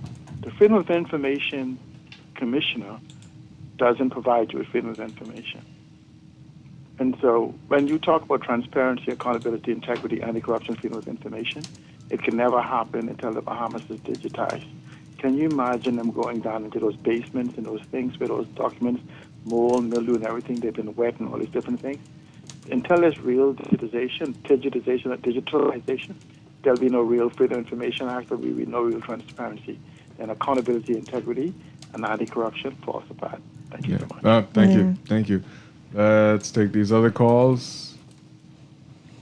Good. Oh, that person's gone. Mm-hmm. Good morning, caller. Welcome to Morning Blend. Caller, you there? No, we lost that person. Okay. This person says, good morning, distinguished panel. Okay. Thank you. Question, if a national development plan is put in place, does that mean political parties do not have to establish manifestos anymore? That does not mean that. But as we said yesterday, as the PLP did, they used some of what was in the National Development Plan to develop their blueprint for change.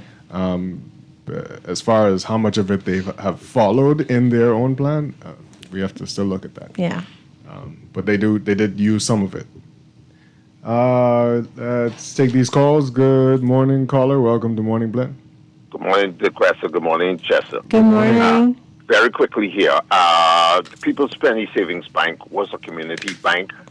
Shadrach Morris had started back in the 70s, and for the persons who weren't making that much money, and it's sad that model was not continued by his family. Second part, the post office is on, like C. Allen said, it is on just about every major island. It could be utilized for a savings bank. The Bank of the Bahamas should have been deployed into just about every major Bahamian island in this country to help those persons on the family island. And lastly, in terms of the government, they should take their monies out of Royal Bank, pump it into Bank of the Bahamas, which is a... We lost you? Internet. I don't know what happened there. Let's take this next call. Good morning, caller. Welcome to Morning Blend. Good evening, Strachan. What's along with you? Good morning. Good morning. Because, yes, sir. Yes, okay. Chester, I have a question for you, right? Mm-hmm. But first I want to say, first I want to say that we had a Chase Manhattan Bank here, Chase? Say it again? Oh, we did? We did have a Chase? Right on the corner of... it was offshore, eh? Say it again? It was offshore banking, eh? Yeah, I do remember Chase being here, but not on a retail. I think it was an offshore bank. Okay. But let me ask you something.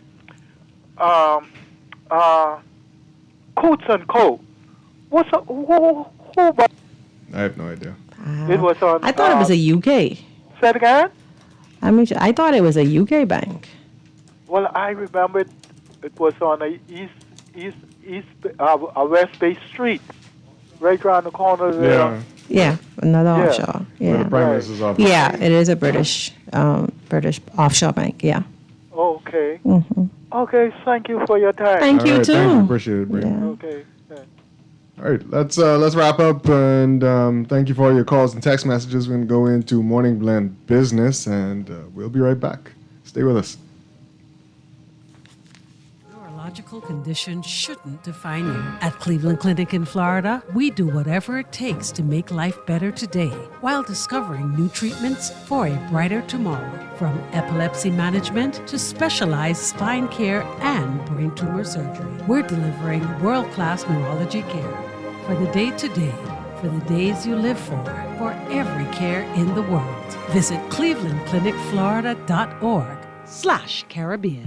Shop early to get your uniforms and catch Janae's Uniform Center's buy 4 get 1 free sale. Pre-monogrammed and regular school shirts, dry fit and cotton polos, jumpers, skirts, boys' long and short pants, PE shorts, underclothes, tights, socks, neckties, belts, sleeping mats, hair accessories, and character work desk. Get 50% off backpacks, lunch bags, and raincoats. Buy 4 school shirts, get 1 free. Buy 2 skirts, jumpers, or pants, get the third 50% off. Need embroidery and monogramming done? Visit Janae's Uniform Center early. Beat the back-to-school rush. Janae's Chesapeake Road back-to-school special. Restrictions apply. Tell them. Craving something delicious and freshly made? Dunkin' has got you covered all day your way. From savory sausage, egg and cheese to crispy bacon, ham, and even tuna. Our sandwiches are made to order just for you. Choose your favorite.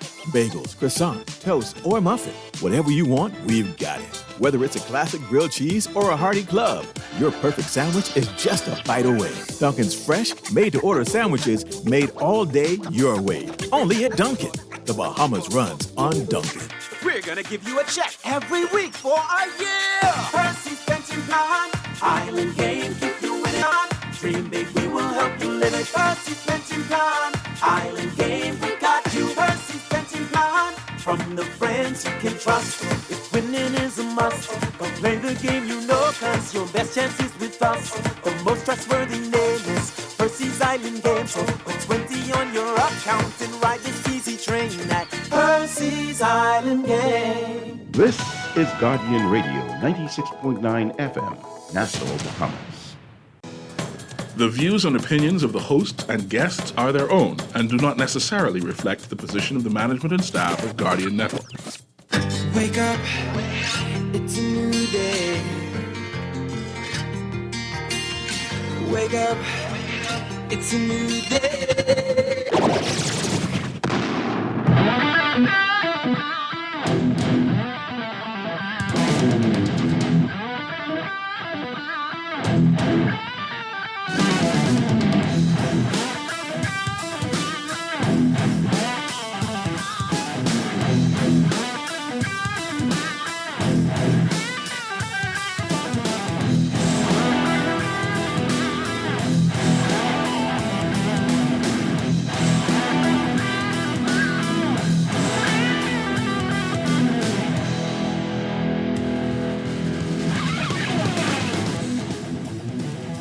Good morning and welcome to Morning Blend Business here on Guardian Radio 96.9.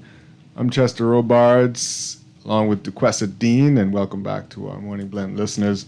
We are continuing our conversation about the banks, but we're also going to take a look at what the BCA president, the Bahamian Contractors Association president, is saying about more technical and vocational training in the wake of the national exam results. So there's also a lot more about it. The chamber, a chamber labor division head also saying that apprenticeship program is going to fill gaps in the BGCSE results, and it's not a small gap we're talking about. It's a lot of people who've not gotten grades good enough to immediately get them into college. Right. I don't want to say get them in because Right. they can do things to fix that Right. now that they're out of school. But to maybe get a free ride at UB, those kinds of things. Dare I say there are a few thousand kids who need Right. different This- avenues right. into employment. Right. Because their high school results just don't allow. I mean, if we just start to have real conversations, not every student is an academic student, right? And that's okay because we're all different. But some of those same kids are really good with their hands and with either crafts or other trades. And when we see that, we can begin to encourage. And so part of what Leonard Sands is saying in this story is, like you said, DeQuesta, when they realize that that's something that they're good at or something they're interested in, but when do they realize that? Right. If they never touch it or see it, because it's not available in some schools, right? Right. Some technical schools. things, Right. vocational things. Right. I know the CC Sweeting has plumbing. Right. And you got some kids doing really well in that. And some other schools have cosmetology and woodwork or auto mechanics and stuff. Yeah. But if you don't get a chance at it, Right. if you don't get to touch it, then you might never know. So Right. you're not doing great in your school classes, English, math, sciences, and teachers see that, but what they can't send you in another direction because it's not there. Not many options. I mean, Yeah. and I think that, and I think that the teachers, when they do say it, I mean, I think this has so many prongs because they make parents aware that, you know, your child is struggling. Well, yeah. And, you know, some of us as parents don't want to hear that and don't want to deal with that. But there are certain times when our kids need to be supported. Some kids need a smaller school environment Yeah. that may help them with their academics. Yeah. And then some kids just may need to be in a trade school. And like if you look at some of the countries in the world, around the world, they actually have different types of schools, right?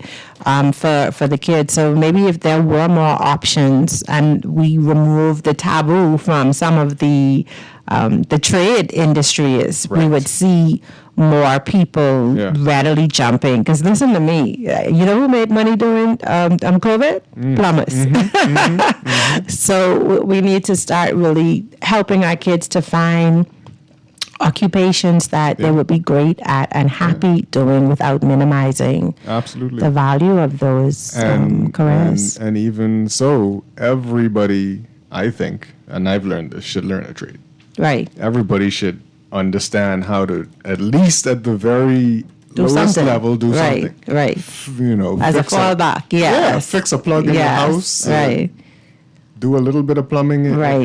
in your sink. I mean, you could unscrew something and put it Right, back in. correct. Some people can't do that. Correct. They don't even know what tool to pick up to start with. Absolutely. But it's something that needs to be known. You know what I mean?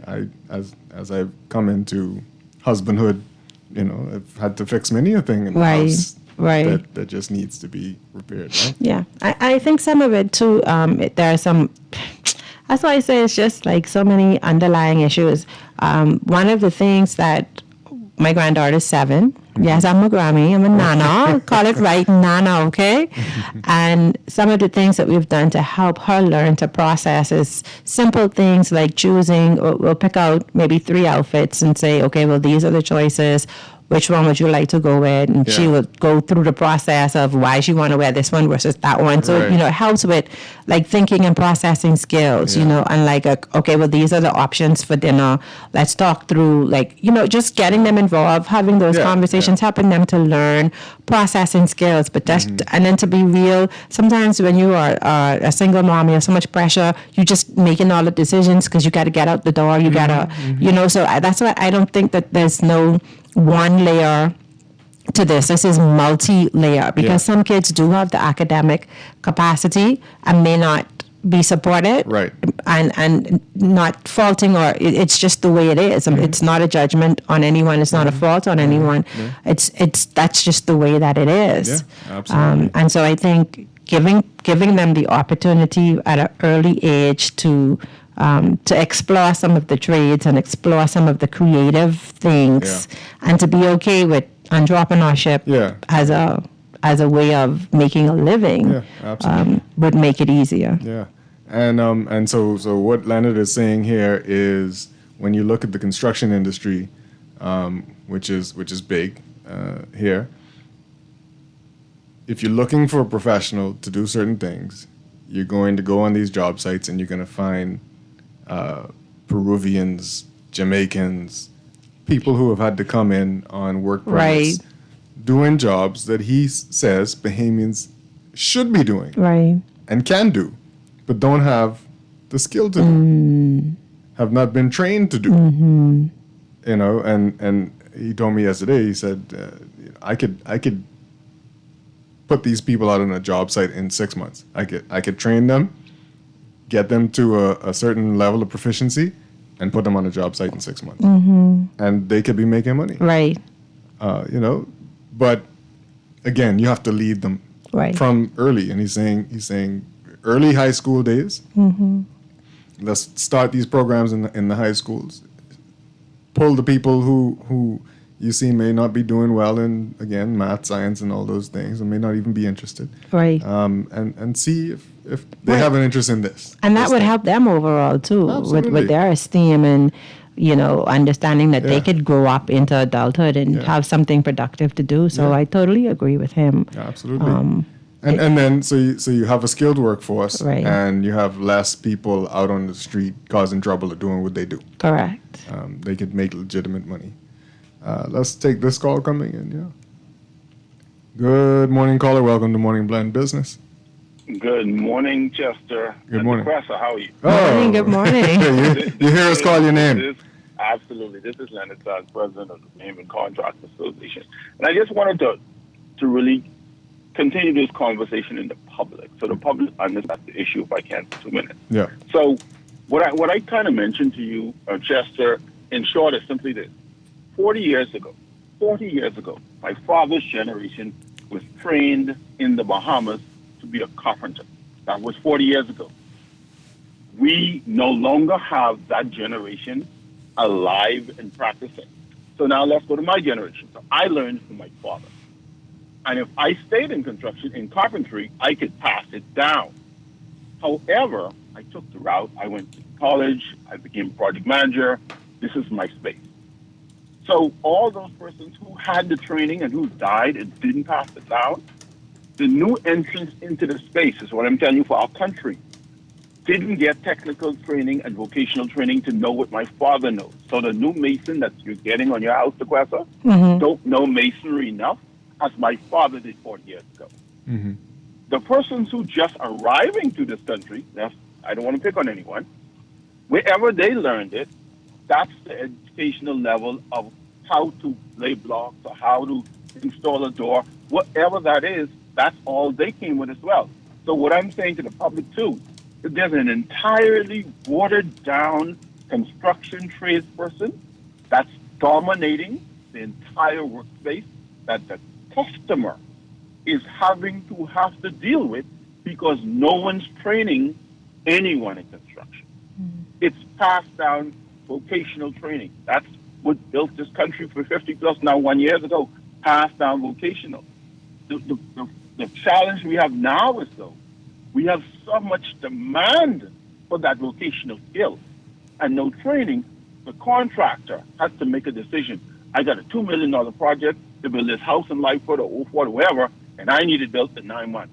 I'm going to bring in the trained person because I know in Peru they got a program that works. I know in Jamaica they got a program that I can see in Peru. I know in Cuba that they go to where they know the talent already exists and they get the job done. To the disservice though of the young persons who can be trained and have jobs in that. So may I ask a question? Yeah, go ahead. May I ask a question, Mr. Sands? As president of the Bahamas Contractors Association, are you seeing young people of, the generations now even interested in a job in construction? Is it something that they... Absolutely. Mm-hmm.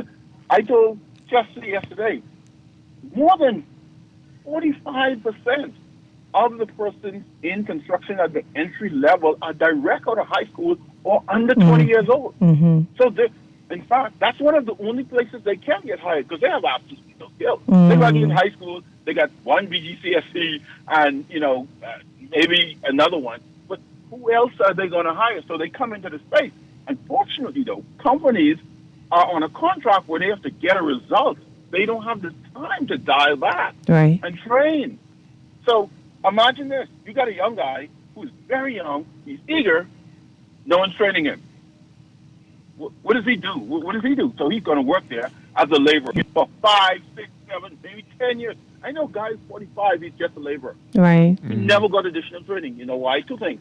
There's no additional training vocationally in the Bahamas. And I say this as someone who has been a part of BTVI's process. There is no true vocational training in the Bahamas. They're talking about it. They're starting to look at that. It does not exist. If a young man wants to learn how to be a carpenter, the carpentry program, it exists, but not to yield the results that the trade industry needs for a carpenter out of that program. I've said it. I defend what I say. Mm-hmm. Now, they do have programs that do work. Their grade 1 HVAC program is by far best in the region. Mm-hmm. Give them kudos for that, A+. They should get a medal because it is producing the best HVAC techs in the Bahamas that compete directly with the Mexicans who come in Peruvian, South American, the Bahamian stand shoulder to shoulder. Yeah. That's an absolute mastery program. But the mechanic program, which was at the same level as the HVAC program, fall to the wayside. We gotta fix this because the young people, men and women, they are there. BTVI and another agency, which means the high school program, and as I suggested, need to parallel and say, okay, these kids aren't going to spend 10 hours a day in the classroom, 8 hours a day. Let's put them inside the workshop. Let's get them into that. When I was in high school, I learned technical drawing for the first time in government high school. I didn't even know what it was until I went to government high school, because I went to Prince Will, transferred in the 11th grade, and got introduced to it for the first time. We pulled away from that. Why are we doing that? The world is saying, like Chester said, we need people who can do things. AI is gonna remove even more jobs from the soft skills market. You need people who can actually do things. Yeah. Because I could go on my phone and put in AI, write me a program, write me a novel, do this, give me a draft for a movie. And it can do it in 20 seconds. What it can't do is go there and lay those blocks. It can't go to Questa when you got a plumbing leak and you got a function at your house, fix that. Right. You can't run your IT services to get your home system running and you got your $50,000 entertainment The space. trades. You see where you need people Right. who have actual skills. Right. And before I go, I'm so disappointed that the people who are in the leaders of this space don't understand that this is solvable. But you have to approach it with an outcome that I have 20,000 young people that I want. Out of that 20,000, I need 5,000 to be carpenters. I need 5,000 to be masons. I need 5,000 to be HVAC. I need 5,000 to be mechanics. Now I just saw 20,000 employed, skilled people in my country. That's as simple as it needs to be. Yeah. Mr. Sands, before you go, change this country.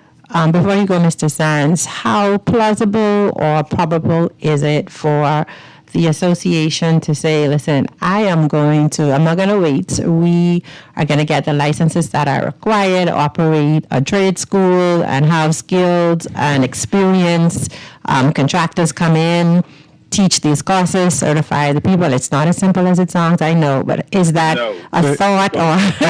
They can't even get their own licenses. Right, I know that.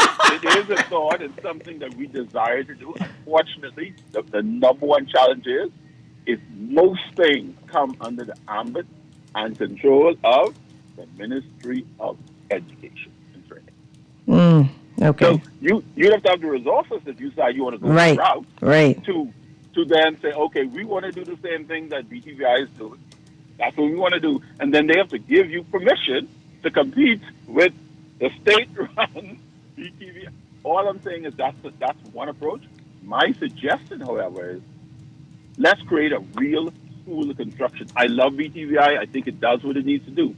But I think construction serves way more opportunity to the growth and development of this country than the small space that it takes up at BTVI. We need the Bahamas School of Construction to save the next generation of men and women that's coming out, 18 to 25. Well, we're going to be in a very, very serious place. But not just y'all competing with a BTVI, Leonard, but you also can't get your own professional licenses. So how are you gonna run a place to give somebody professional accreditation? Right. Let me just say this. I've had just recently, last week ago, a very disappointing experience where a 30-year veteran in the space that I just take the assumption that if you've been doing this for 30 years, you know how to do a wall, plumbing level. Worst project I've ever had to manage in my entire life. Wow. And I spent the whole time trying to understand how the guy got this far in the space where he's done hundreds of things and he can't block up a wall, plumb, and level. And you know what I came back and I said to myself? Because no one ever trained him how to do it properly in the first place. So all he could be doing is repeating the bad examples he got from the very first time. Just let me say this in closing.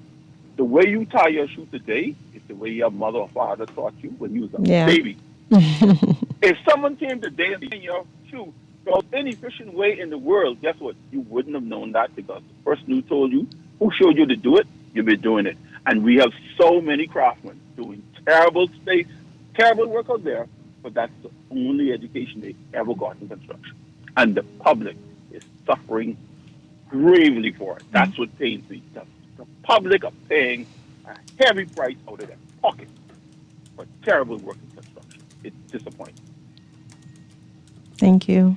Thank you. Thank you so appreciate much. you calling. My call, man. Yeah, man. We always appreciate your input. Is that another call? Or? Okay. Okay. Yeah. Yeah. No, that, I mean, you hear it from the horse's mouth. I mean, the man is in the industry Right. all day, every day. People are approaching him for jobs. He's having to hire, probably, put in for work permits for certain things. He's seeing people put in for work permits for certain things. Again, there's a huge contingent of foreign Right. HVAC, which is basically air conditioned technicians, come from out of this country. Wow. And like he said, BTVI has a great program to train AC technicians. Right. Well, why aren't we getting people, like, more people into these trades, more people into learning the skill sets that could help them to make money? That for me, that's a question that's just bouncing around. What is it? But again, you have to lead. You have to lead some of these kids from high school. Again, you see this young man. He's not doing great. He's not inclined to do well in mathematics and English, etc. But he's got nothing else going on to show you that maybe he has some skill in putting things together, taking things Right. apart. So you never know. You don't know how to lead him. You don't say, you know what? Maybe you need to check out air conditioning and heating and stuff. Right. You might be good. Correct. At that. And so when he leaves school, it's not even in his head. Right. He don't even think about AC unless he walk into it. But you don't think, maybe I could fix it, if it's broken.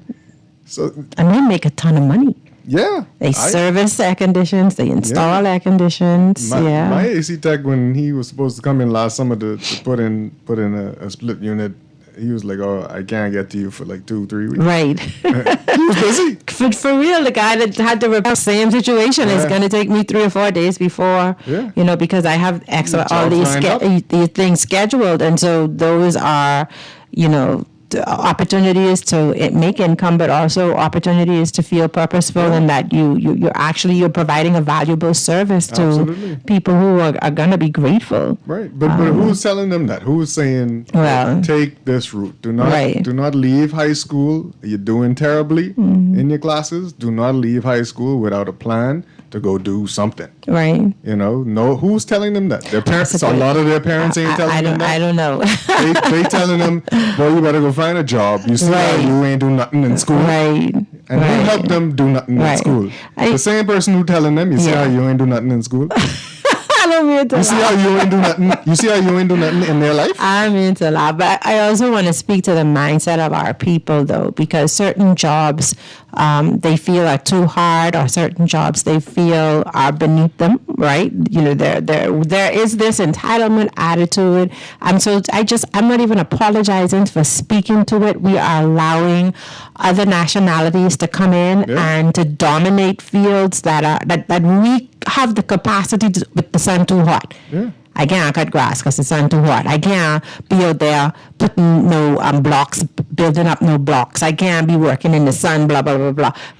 These are all very important and lucrative ways to make money, and we're just allowing that financial opportunity to go to other people, not that they may not need it, but we have the capacity and the capability of performing in these roles. And so we have to change our mindsets as well. Absolutely. Regarding that. Everyone can be a lawyer, everybody can be a doctor, everybody can be a judge, everybody can be, and those back in the day, predominantly parents drilled into their kids that they needed to be a particular profession. Yeah. But I see today more and more parents are allowing their kids to choose what they truly love and supporting their kids in that. Yeah. So that is what we need to do, really find out what our kids' passions are and allow them to find a way to monetize that. When I was in college, to supplement, what my mommy was out trying to help us do to live, I learned to install air conditioning. Yeah. I went and did that for a couple of months. When I came home, I had to get a job one summer and take a break from school, and I did air condition. Right. Well, I was like, yo, I learned air conditioning in the U.S., and they were like, okay, cool, you could help us. Right. And I did that. There's nothing wrong with it. I enjoyed it. It is taxing. Yeah. It is a lot of labor, but what man don't want some exercise? And you feel good. At the end of the day, you feel good, like you made a difference, right? Yeah. And you sleep fitfully and That's good. right. I was mixing concrete and lifting air handlers and condensers, and right. I learned a lot. Yeah. I could install some AC. Yeah. So it's an important conversation, and I also see the chamber is talking about filling the gaps as well. Yeah. By apprenticeship. Right. Opportunities for Bahamians to learn how to do certain things, and so those conversations are important, and those trades are extremely important as well. Absolutely. Right. Let's read some of your text messages. This was about the banks. The bank taxes over taxes they charge us here.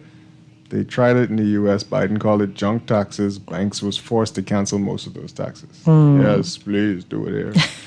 This person says, great show as usual. What about boat making? You know how much people are spending on boats? Yeah, boats. That industry as well. Yeah, that used to be a thing. Yeah. Yeah. But I mean, even like learning plumbing for boats because it's kind of different. Learning air conditioning for boats because it's kind of electrical for boats because it's kind of different. Right. All these boats around here coming in. Some of them is coming broke and need fixing. Even cleaning, because they wash them daily, they clean them daily or whatever. So even that they make a lot of money as well. And a specialty because some people have to use a compressor to go under the boat, or even learn to dive. And again, another skill. So many wonderful opportunities. This person's a great show as usual. The problem with construction, it's difficult to find Bahamians to stay on the job. Well, I mean, I could see that. Yeah, I could see that. Plus, some people's attitudes need to be fixed as well. You do have some of these kids coming out of high school with terrible attitudes. Yeah. Good morning, guys. This skills gap goes far deeper than what people are saying. This is intentional. They are keeping the Bahamians back so that they can bring in the cheap foreign labor. This is the way they keep the minimum wage down. Just go around the country. If you don't believe me, every business have foreigners employed. Very few Bahamians are employed. Yeah. I don't think it's just businesses though, Archie. I think, I'm it's an honest text. I'm not sure the accuracy of it all, but I do know that even if you just drive around the country and look at the people who are doing the lawns, very few of them are Bahamians, right? The yard maintenance, very few of them are Bahamians. Even construction, you find that there's not a lot of Bahamians, and so a part of it is that the labor is cheaper, and a part of it really is that they've developed the skill set to work those roads. Yeah. And well, Leonard would tell you that the labor isn't cheaper if you're a Bahamian or if you're a foreigner on a work permit.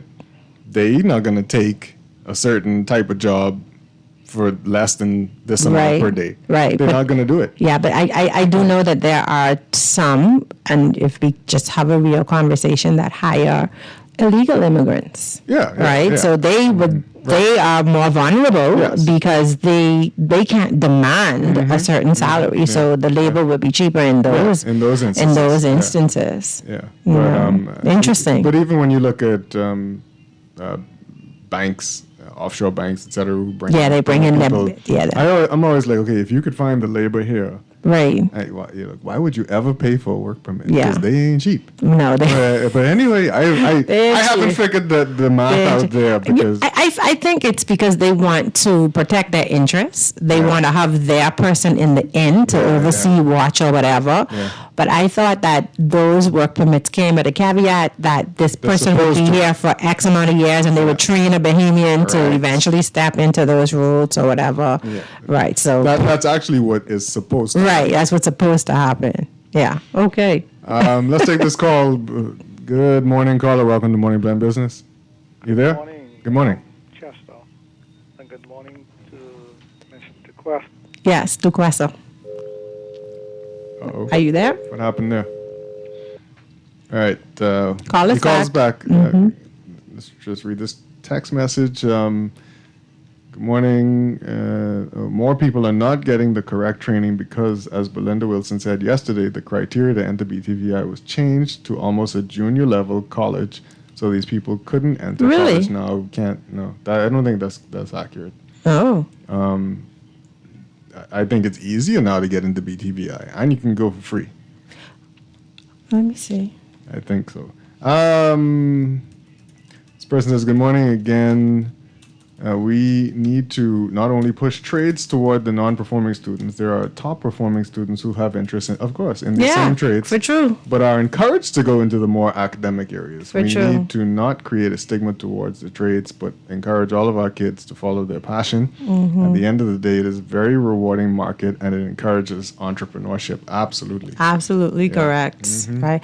It's saying for direct entry into a certificate of program, applicants must have BJC Math and English with a grade C or above, or the equivalent of post-secondary credits, or they could get 70% on the BTVI English placement exam and a score of 51 on the math exam. But that's to get entry into a certificate a certificate or diploma program. Right. But I think there are other ways to get in if you don't have all of those things. 'Cause I know that they've taken some people who haven't even finished high school. And help I don't remember how they get in. But yeah. Let's take this call. Yeah. Good morning, caller. Welcome to Morning Blend Business. Good morning, Chester. Yes, good morning. And good morning to your guest, Mr. Kwasa. Good morning.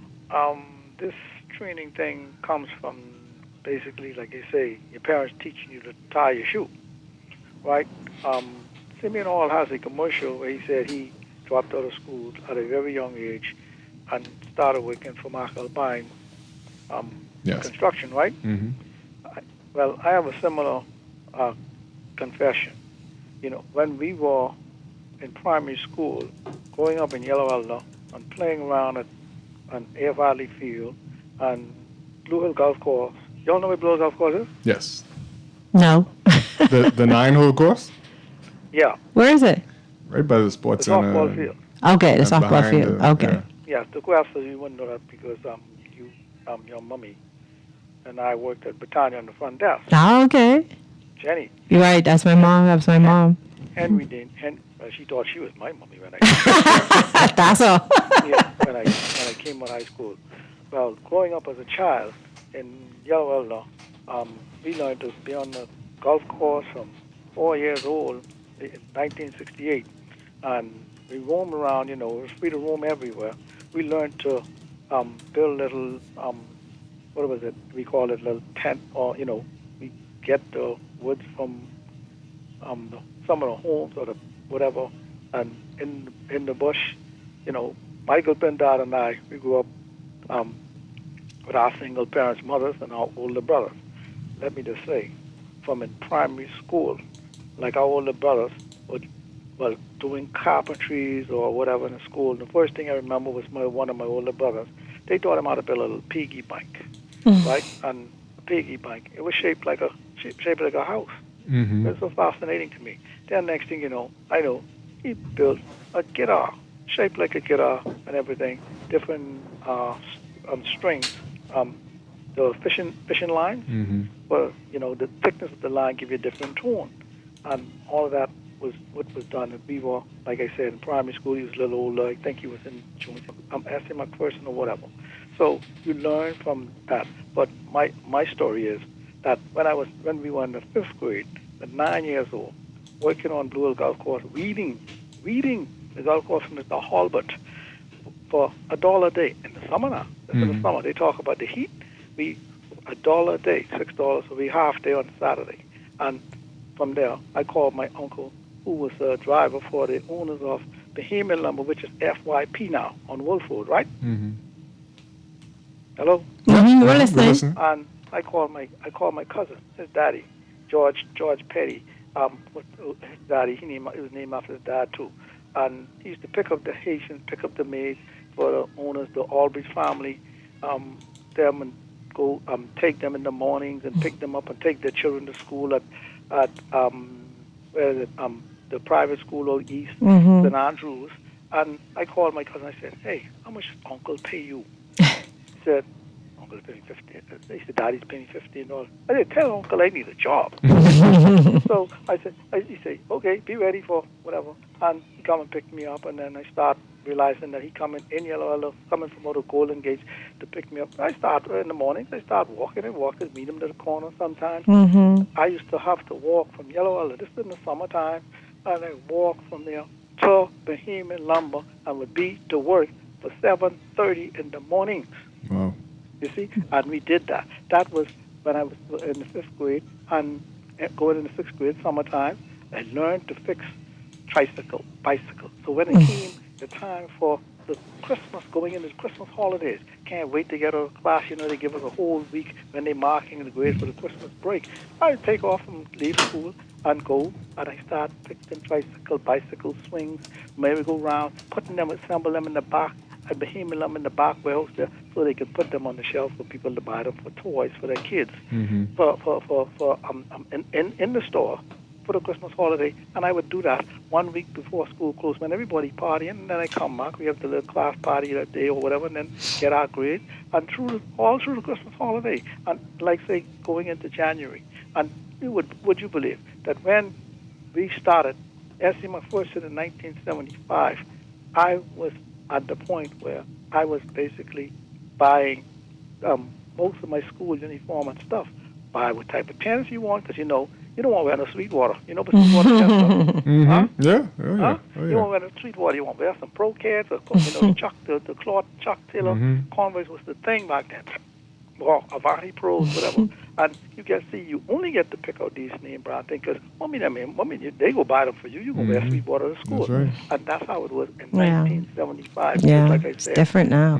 Our parents. So when they talk about all this formal stuff and on the job, let me tell you, in 1975 in September when we started SEMA person, my mother went and got her who was working in Paradise Island. Used to walk. He was elderly, working in the garden at Ocean Club over Paradise Island. He was living in Gibbs Corner. Earlier that year, around in March, his wife had died. He was living in Gibbs Corner, and she realized that he was there all by himself because most of those older people they always had a legacy of drinking. They wet all the time when they get off. And she gone and she brought him in to live with us. Him, me and my other 3 brothers in one room, 2-bunk bed and a single bed in one room. And when she brought him there in 1970 and 75, I said, okay, he living with us. And would you believe that came the next summer in 1976? I working for Uncle again. We up there, where Hard Rock Cafe is in North Charlotte Street. Owned by the Albrights. So they were changing, and nothing was that building across the road, all Subway and the rest of them there. Nothing was there. That was a vacant spot, right? That was a vacant spot, and they were changing the roof. And this summer we in there, and this just 76. I'm only like in the 8th grade now, summer, and they changing out the wood. I was sitting there one day saying, my uncle is still on the porch every time he come home on the porch, taking my mommy dining room chair and sit on the porch. You're elderly, and sitting there, he's smoking his pipe, and he'd be wet, you know what I mean? So I sit next to this wood here, and on that job, I said, I take the wood, and I made this bench. And my uncle said, who made this? I said, me. What did you make this for? I said, it's for Uncle Eddie to sit on the porch. He said, well, that's smart, Dennis. Now, we brought it home in the back of the car. The car was hatchback and everything. So he brought it home that day. And we gone back to work days later.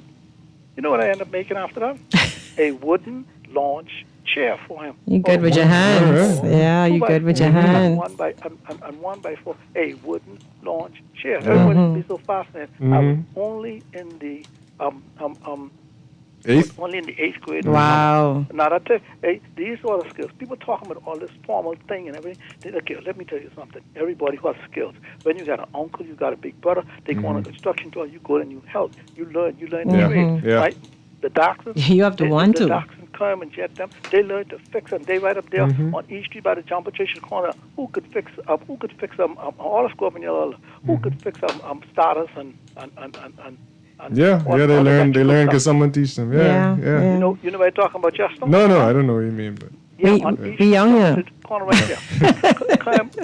Kermit and Dax and them, they're doing it today, and that's where they learn the trade from their brother-in-law Forbes, electric off of who used to be off Soldier Road. Yeah. Their sister's husband. Let me tell you, you gotta wait for that. We need to know and carry your little brothers, your little cousins, whatever, go on a job, and as helpers, they learn the trade. Absolutely. That's why everybody gets eat up. Yeah. We appreciate you reminiscing, but I gotta appreciate your. Thank you so much. Yeah, that took us back. Yeah, It took us and back. I agree, but again, it's changing the mindset of some of these people. Yeah. These young kids. Yes. There's a lot of other things that are attracting them as well, and I've heard them talk about it because I'm in the schools for the most part through my church to teach, and they tell you, like, oh, what you want to do? Oh, I want to be a gamer. Right, because into gaming. They think that making money online through gaming is easy. Right, it's right. I want to go play basketball. Right. Everybody want dream of being a basketball star, but they don't understand what it's gonna take to get there. Yeah. So they have this thing, right? Right. And so they're not thinking about what they need to do on the side as they pursue this other dream. Right. They want to be a blogger. They want to be a vlogger. Right. They can make money on YouTube because they hear about it and they see. And it's not easy. It's not that simple. Right. Especially you here. Right. Some kids who can't even who still learning to read in 11th grade are like, I want to do this, and I'm like, you realize that the connection, like you need this skill to do. Yeah. So we need to. Times have changed. Building the bench back then was good. But you also could need to lead some of these kids into technical things. If this is their dream and they're going to try and pursue it, some of them might need to know coding. Right. Maybe they could learn a little enough coding to get them started in building a site and building this technical dream, this gaming platform, whatever they want to do. But again. Yeah. You need to but again, having a guide is important because just doing the research to say what is needed to make this a career is something that they need help with. And then to see, do I have the capacity and the capability? And you need to make money on the side to chase this dream because that dream might be a little bit expensive. Right. So you need to be able to do something to make money. Right. In the meantime, we call it meantime. Right. To fund this dream. You know, if you want to play basketball, maybe you need to go make some money to be able to go travel and go and let somebody see you play somewhere. I don't know, you know. Let's try to take this call before we got to go take a break. Good morning, caller. Welcome to Morning Blend Business. Morning. Good morning. I don't know. It's very rare for me to call into talk shows. Well, we appreciate it. Listening to your talk show this morning, I just wanted to make a couple of comments. First of all, give the Bahamas credit when you look at this issue. What has happened in the last 50 years? Overnight, we became a consumer-based society. A consumer-based society today requires professionals, professionals in every career path. So we must stop talking about tradesmen. We need professionals. We need the professionals within the construction agency. We need the professional care industry. And today, what is required in these professional areas, people need to be educated. So we've got a problem in our schools whereby our educational system must be developed to produce the education that can lead our young people, and elderly ones too, into the professions of the various areas that they desire. And so, classical example, there's no such thing now as a mechanic. With these new electrical cars, with the new cars of today, you need someone who is educated about the computer, how to run, how to manage. These are professionals. So let us stop talking about tradesmen. So we need to reshape our whole educational system to design as such to look at this new consumer industry that we generate in the Bahamas. We have moved so quickly, so fast, we didn't have a chance to develop this professional industry.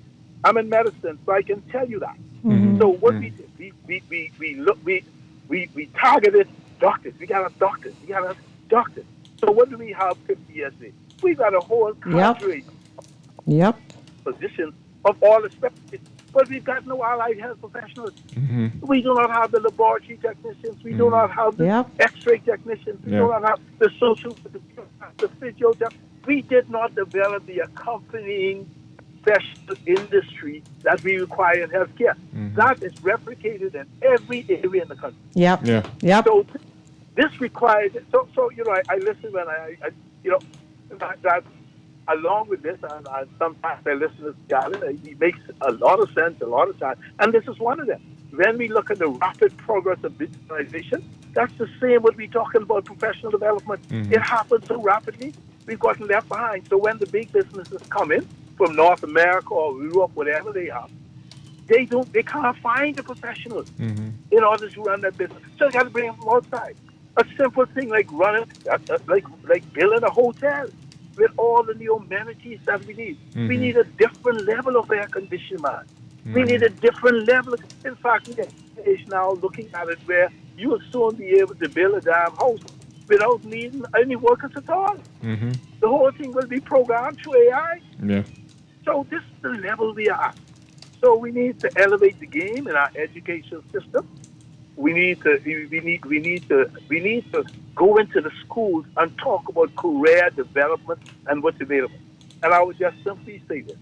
We need to stop saying that they don't reach the education, so we can let them go into trade school. No, they all need a certain level of education because the new trade schools today have professionals, and they need to be educated to that level. What we have to appreciate that the levels and what we call what's our style of education. Not everyone can sit down in the classroom and read and regurgitate, and we develop at later stages.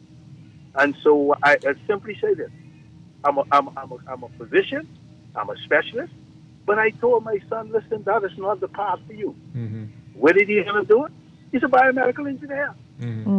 Okay, he went to a technical. It's not a technical school, and that is why the levels, the requirements to go into schools have changed because they're not trade schools anymore. You need a certain level of education to understand computerization and how to work them and how to do it. So let us up the game. Yeah. Let's stop with trade schools. Yeah. We need to be We need them all.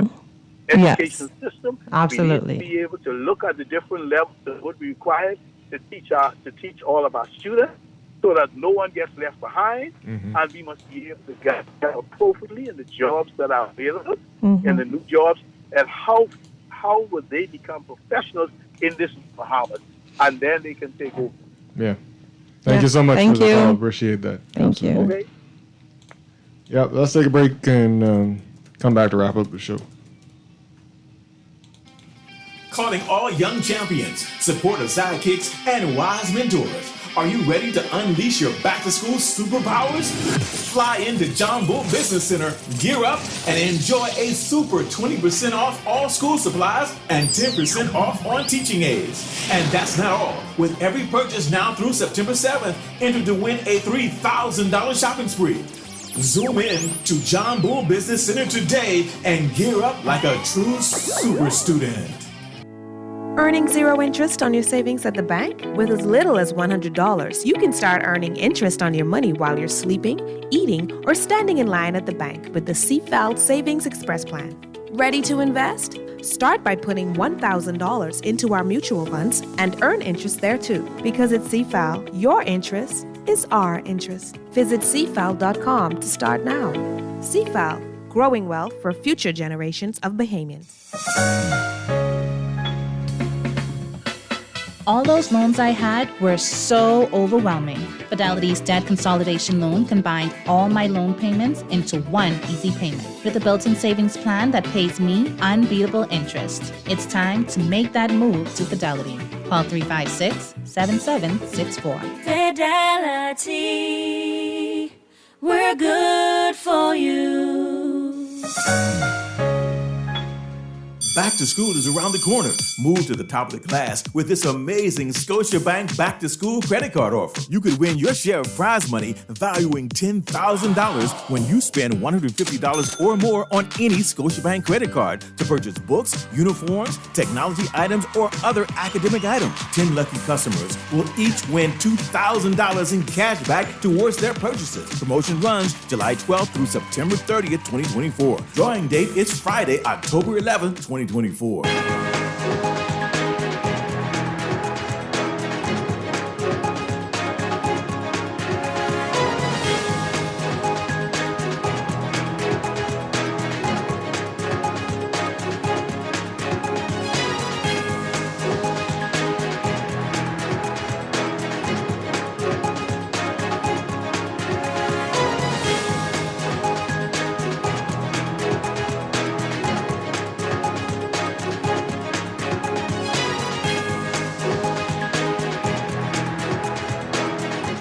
And now it's time for your CFAL business report. The Free National Movement should go a little further into its plan to reform commercial banks if it captures the government in the next general election. Former managing director of the Bank of the Bahamas, Kenrick Brathwaite, told Guardian Business yesterday, adding that an important reform will be to regulate local commercial banks and Canadian commercial banks separately and differently. Brathwaite said it is apparent that the philosophy of Canadian banks is fundamentally different from the philosophy of locally owned banks. He explained that while local banks seem to cater to the average Bahamian, Canadian banks seem to have taken a more corporate customer-facing model. And South Andros residents yesterday protested against what they termed inconsistent utility services and poor road works. Julian Gibson, owner and operator of Last Stop gas station, told Guardian Business that South Androsians had their second conversation with our leaders, quote, conversation with our leaders on the bad piece of road between Little Creek and Deep Creek. He added, we had almost 30 people out there and some people in their vehicles, but the most important thing is that our leaders got the message. As soon as we did our demonstration, the Member of Parliament issued a statement that the barges are on the way and they are getting the equipment sent down here. And Bahamian Contractors Association President Leonard Sands, responding to the announcement of the recent national examination results, yesterday renewed his call for more technical training for high school students, lamenting the number of foreign workers on across the country and the number of high school students leaving school with dismal grades. And the Bahamas Chamber of Commerce Employers Confederation Labor Division head said yesterday it's good that the Bahamas General Certificate of Secondary Education results are improving, and added that the National Apprenticeship Program will fill gaps in the poor examination results. That's our Morning Blend Business Report, brought to you by CFAL, growing wealth for future generations.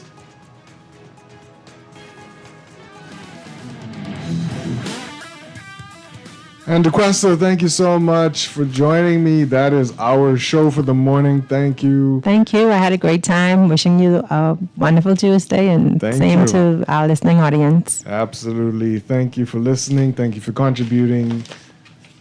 I'm Chester Robards. Dwight is back tomorrow. And On the Clock with Aaron Green is up next. Have a great day, Bahamas. Be good to each other. Be kind to each other. God bless you, and take care. Bye.